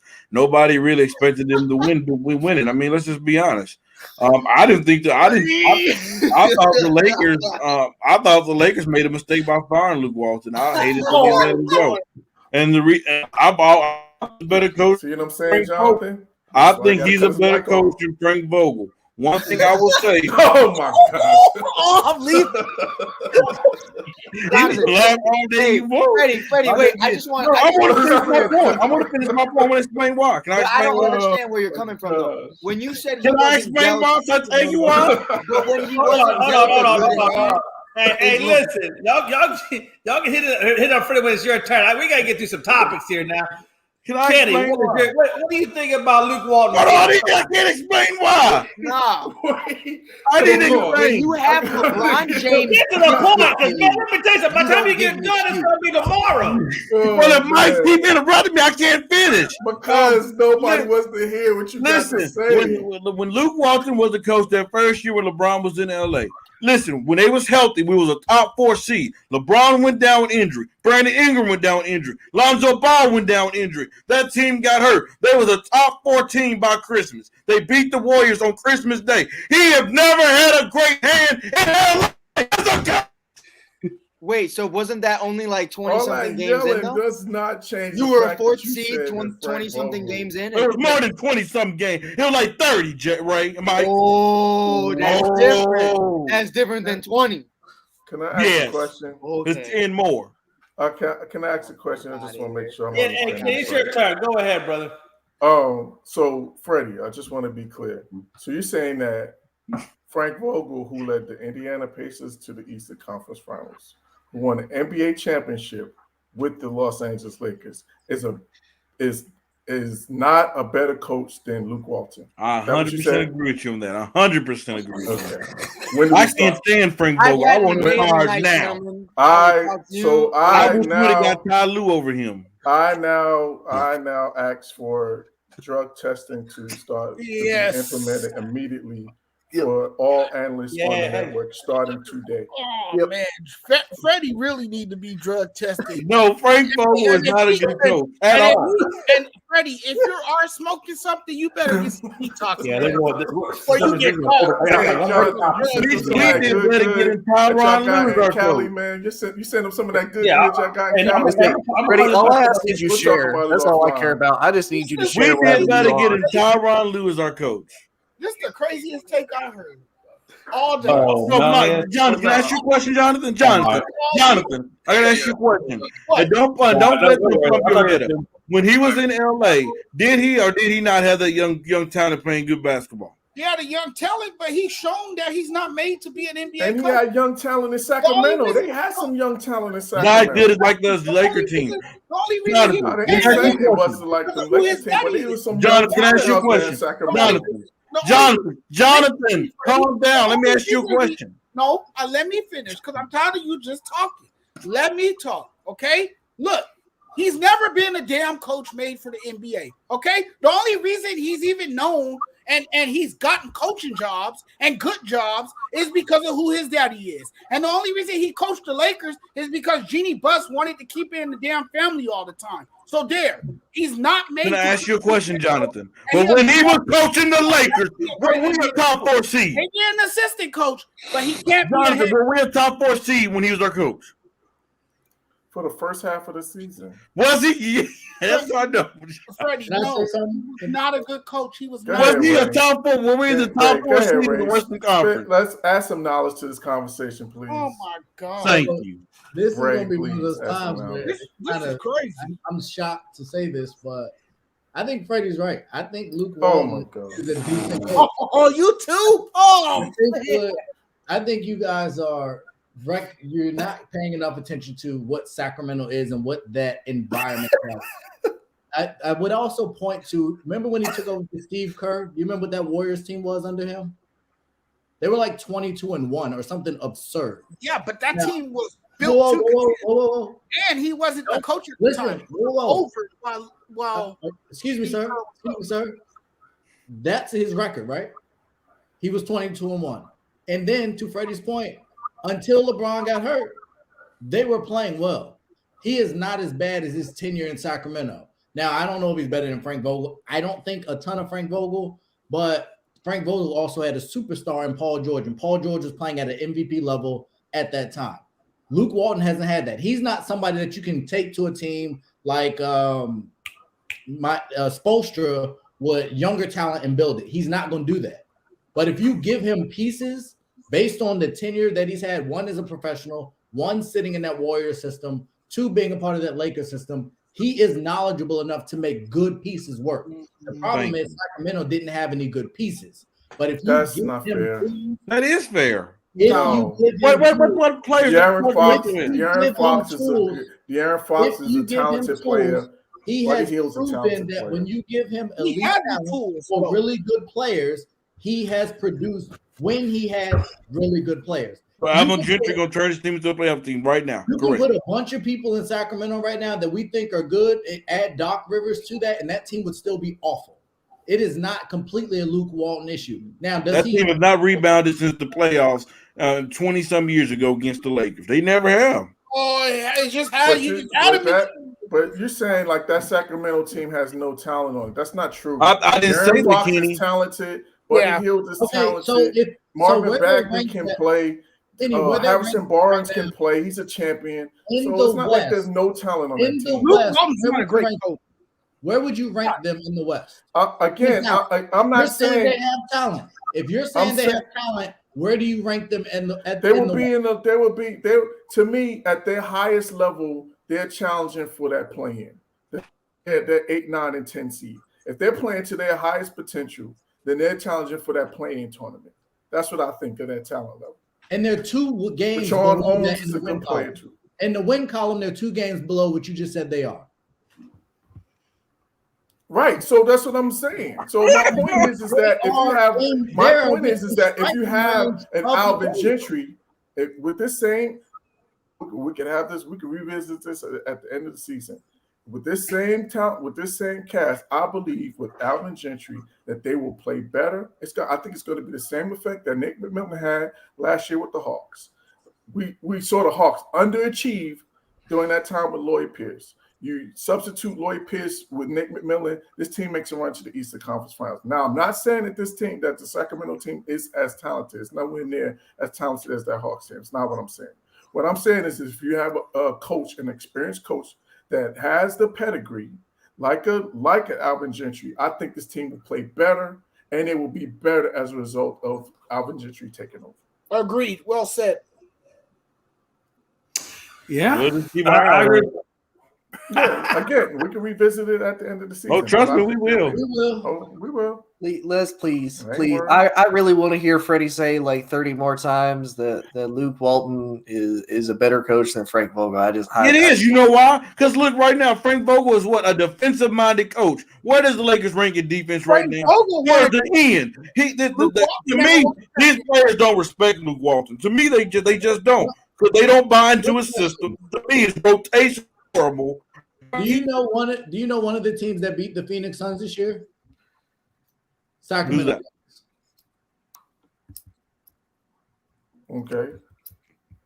Okay. Hey, do you remember what young? That's even talking about Luke before he went to LA. Me, that says even more so the fact that they haven't been consistent. And they beat one of the best teams in the NBA. And you can't even get to the Christmas break. I'll say though, I countered that with the fact, like Freddie said, regular season games don't matter right now. They're 18 games in the season. It don't matter. So if they don't matter, why do you fire the coach? I mean, because there's been years of inconsistency though. I think to me this is a statement of the dysfunction in Sacramento as well, because they've been running through coaches over the last 10 years. They probably had 7 or 8 coaches in the last 2 years. It's not on him. It's the organization. Vlade Divac. They've been running through that franchise has been, just a pool of dysfunction. So that's a byproduct of it too. So I think, to your point there with Luke Walton, I could kind of give him, I could give him a little bit of take a little bit off of. They probably could have waited until at least Christmas or to the All-Star break to give him an opportunity. So I can see your point there. But I think that speaks more to the dysfunction of Sacramento than to Walton's coaching. If I'm Sacramento at the end of the season, if the Lakers don't promote David Fizdale as the head coach, I would definitely look at a coach like him, because I would love for them to fire Frank Vogel. So you would rather have David? You would have Fizdale as your head coach over Luke Walton? Yes. Frank Vogel. Yes. So wait, you don't want to bring Luke Walton back then? I wouldn't mind, but if I had to choose David Fizdale or Luke Walton, David Fizdale, then I need to do make bad substitutions. This is how bad it is. This dude can wait to somebody get hot. Then that take him out the game. But there ain't no way I'm taking no Fizdale over Frank Vogel. Freddie, it's okay if you want to admit that you're hitting the panic button as a Lakers fan. It's not on the coach, Freddie. It's on the players too. And it's Jonathan, when somebody get hot, so when somebody get hot and you take him out the game, that's not on the coach. It's partly on the coach. Okay. It's not all on the coach. Or if you're a defensive-minded coach, you can't buy into your players. You're a defensive-minded coach. You can't buy into your players to play defense. I will say this: his substitutions and rotations are terrible, but it's not all on him. Who is it? Who controls the rotation, Jonathan? But that's a problem. But you see, when you talk about these rotations, though, that doesn't make here's why you're wrong about the rotation thing. Tell me, please. Because again, you talk about this is 18 games into the season. Yes, it is. This is a whole new roster. Whole new roster. He's trying to figure out and we talked about this. I talked about this before. Is he's trying to figure out what combination works the best, which guys work the best with who. So it's not going to be a consistent rotation in terms of the substitution. It's not even about the between that and the injuries. He's having to. Andy, do you coach basketball, right? Can you coach basketball? Right? Let me ask you a question. Okay, you have a starting five. Okay, and you tell me you had a starting five. What? Russell Westbrook, Kent Bazemore, Avery Bradley, LeBron James, and then AD. Do you think that's a great lineup? It's an okay five, but that's not going to be no five that I'm going to stick to. That ain't going to be no five that I'm committed to for the whole season. You telling me that's a five that you're going to start for 82 games? Or how about this? How about it get better than this, Kenny? Russell Westbrook, Avery Bradley, THT, LeBron, and Anthony Davis. That's going to be a combination of these as well. But I don't understand your question. These is the lineup this man put in the basketball game and expect us to win basketball games. Okay, Freddie, what would you have to make a part 2 on that one? Hey, listen, let's get this last topic so we can wrap this thing up. Where do the Sixers do with Ben Simmons? Do they keep him? Do they ship him? What are they going to do with Ben Simmons? What do you think about that, Tony? To me, you got to trade him. Like to me, you have to get something out of him, because if you're going to try to do one of those, like, you're going to try to wait him out, or you're going to try to make him, play his contract out, then really as Philadelphia, you are losing on the end of this, because if you don't get something back, Freddie, put that away. Ain't nobody care. Exactly, you look like a Cowboys fan bringing up the past. Pass the ball, put your VHS tape up. To me, he doesn't want to be in Philadelphia. Philadelphia needs to get whatever and everything that they can out of him. To me, trade him. I don't know to who. I mean, more than likely, they're not going to do it in the Eastern Conference, because they don't want to have to see him if they potentially go into the playoffs. So that's 16 teams eliminated right there. So you got to look at the West. To me, again, if I'm Philadelphia, I'm calling up Golden State saying, "Hey, bro, let us get Draymond. Let us get a championship type body, championship mentality that can come in here and work with these dudes. Y'all get Ben Simmons. Ben Simmons can go do his thing with Golden State. Steph obviously is carrying his team. Clay's starting to come back. If he can work with them as far as maybe potentially building a new big three, both teams win. Philly doesn't really have to deal with him unless they, for whatever reason, go to the conference finals with Golden State. And again, they get something out of him instead of just completely losing out on an investment." All right, Freddie, what you got? Philadelphia, Doc Rivers, Daryl Morey, they all need to be at Ben Simmons' house in the morning and say, "Please come back. Please come back. We miss you. We miss you. We're losing." I mean, honestly, they need to ask themselves, are they choosing the right player? Joel Embiid can't stay healthy. I think it's time for us to start saying the same thing we say about Anthony Davis. Because we call AD fragile, why can't we call Joel Embiid fragile? He's always hurt. He's never available. So it's probably time to say, hey, you know what? He's out for COVID, though. I don't think he's hurt. Yeah, but it's always a reason for this dude to be out. He'll be hurt by this year. He'll be missing time for injury. This is who he is. You need to ask yourself, do we want to build our franchise around a center who career might not be as long as Ben Simmons, or we want to build around Ben Simmons, who we know one thing that he brings. He brings great defense. He brings energy. He get his teammates involved. He's gonna give us about 15 a game. He's not gonna take crazy shots because he don't attempt them, but he'll play hard-nosed defense and get everybody else involved. All right, Jonathan Mathis, what's your thoughts on Ben Simmons? He coming back? What are they gonna do with him? Should they bring him back? It's a complicated situation right now. From the looks of it, I don't think he'll be back. He's not willing to change his game to develop a jump shot. And, I don't think you could really do much with the guy, if he's not going to get better and find ways to improve.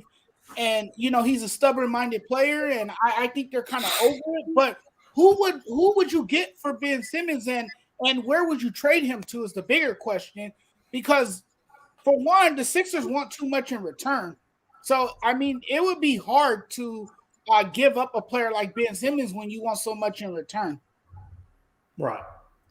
Okay. Yeah, I agree with you. I personally don't think they should bring Ben Simmons back. I don't think Ben Simmons could take anybody to the championship. If you can't take him to the championship, I think you just got to let him go. And I don't think they should bring him back either. Candy, what's your thoughts? Well, I think Philly's trying to figure out a way to get him back on the court. I think the only way that they're going to be able to make a deal is to find a way to get him back on the court. Again, to your point, Jay, about them, or the asking price or Jonathan's asking price, I think the reason that they haven't pulled the trigger is they're trying to get him back on the court and show that he's, and I don't even know if they could prove this in a certain amount of games, but kind of show that his confidence level is back, that he's mentally, over whatever issues that he's been dealing with. And so they were trying to get that, get all of that situated to try to make a deal. And so I think that's what this is they're trying to get him back on the court. And I don't think they're going to make a deal until they get him back on the court. Because honestly, if you don't get him on the court, you're going to get 50 cents on the dollar. So I think that's what's holding this deal up, is that they're trying to get him back on the court and try to prove his value, to prove that he's still a viable, premier player or, all-star level talent in this league, which he has, proven to be when he's played, in the regular season at least. So that I think that's really what it is that they're trying to figure out a way to get him back on the court to be able to make this deal. And they're not going to make this deal until they can get him back on the court. All right. Ray, you want to wrap it up? Gotcha. No, you move him. I think you move him yesterday if you can. I think there's a couple of targets out there. I could see you trading him for John Wall, who's just sitting on the pine in Houston, bringing him to Philly. I think that'd be a good swap. I could see swapping him with Portland, Dame Lillard. Portland's not going anywhere. I would love to see him to go somewhere else where he has a chance to win. I know he wants to stay there, but the money matches. So I think those would be the top two. If you're going to trade him in the East, I think you can put a package together and send him to Boston. I think that would be a great defensive front if they could have him, Tatum, and Brown or Smart in their backcourt. I think that would. I think you have to give up one of those guys, though. Say it again. Deal. I was saying I think you would have to give up one of those young guys in that deal. Philly wouldn't do it without. I would give up Jaylen Brown for Ben Simmons easy and a draft pick or something else. That would be no question. I think mentally, yes, Ben Simmons has a problem. But physically, as a talent, I think his drop-off has been overstated. He had a bad series. He had a bad moment. But he's still an all-NBA player. He's an all-star player. He plays both sides of the ball well. He just can't shoot. So you build an offense around that. Early in LeBron's career, he wasn't a great shooter. Giannis hasn't been a great shooter. You got to get somebody to mentally get with him to say, hey, we know you're not comfortable shooting. You have a green light. Keep shooting. Shoot. Whatever it takes, shoot. Get confident shooting. Lonzo Ball's reformed his shot. Jason Kidd. There's too many people that have overcome bad shooting, but you have to start shooting. So I think you get him in a different environment, people that believe in him, a team that's built around his skill set, which I think any of those three locations would be. I think he could play well with McCollum. I think he'd play well with the young guys down in Houston. And I think he could fit in Boston too. And I think they would all get better with that swap. So I think you move him. I think Philly's being stubborn. And they're playing this game for some reason that's a lose-lose because you're finding them, but your team's not getting any better. And it's just a cloud hanging over your team that you need to get out from under. So hopefully they move them soon. And I think there are packages and deals to be made, but they need to come down off their asking price and just get them going. Yeah, let me say this real quick. I think that I like the Portland and the Houston in terms of locations for Ben Simmons. I'm not sure if Boston is as good a location for him because that's a tough market too. Boston could be rough on you too. And if his mental is already a challenge, if he's having challenges mentally already in Philly, Boston ain't no walk in the park either. So it could be just as bad for him there too. That would be my only concern with that one. Absolutely. All right. Hey, hopefully we haven't beat you up too bad tonight there, Freddie, with all three of your wonderful teams. But you look like you're still in one piece and you got halfway of a smile. So I guess you're going to be all right going through the rest of the week. If you've enjoyed this show, he's got all the hats on tonight. Hey, if you've enjoyed this show and you've enjoyed our show tonight, about 2 hours and 10 minutes of fun-filled happiness, make sure you like, share, and comment, and get our stuff out there. We appreciate each and every one of our fans. Until next time, it's been Real Talk with a lot of real feelings. Lakers, Lake Show, baby. Yeah, good night, everyone. Good night. Peace, y'all. Whole sports, all plays. Whole sports, all plays. Whole sports, all plays. 365, we're making a plays. You talking the game, get you through the days. We're high in the court, the dime in the lane. Variety, topics, living the same. All presentation, sports information. In the airways, taking the nation. Sport, all plays, like working your faces. Grace at the field, so tie the laces. Whole sports, all plays. Whole sports, all plays.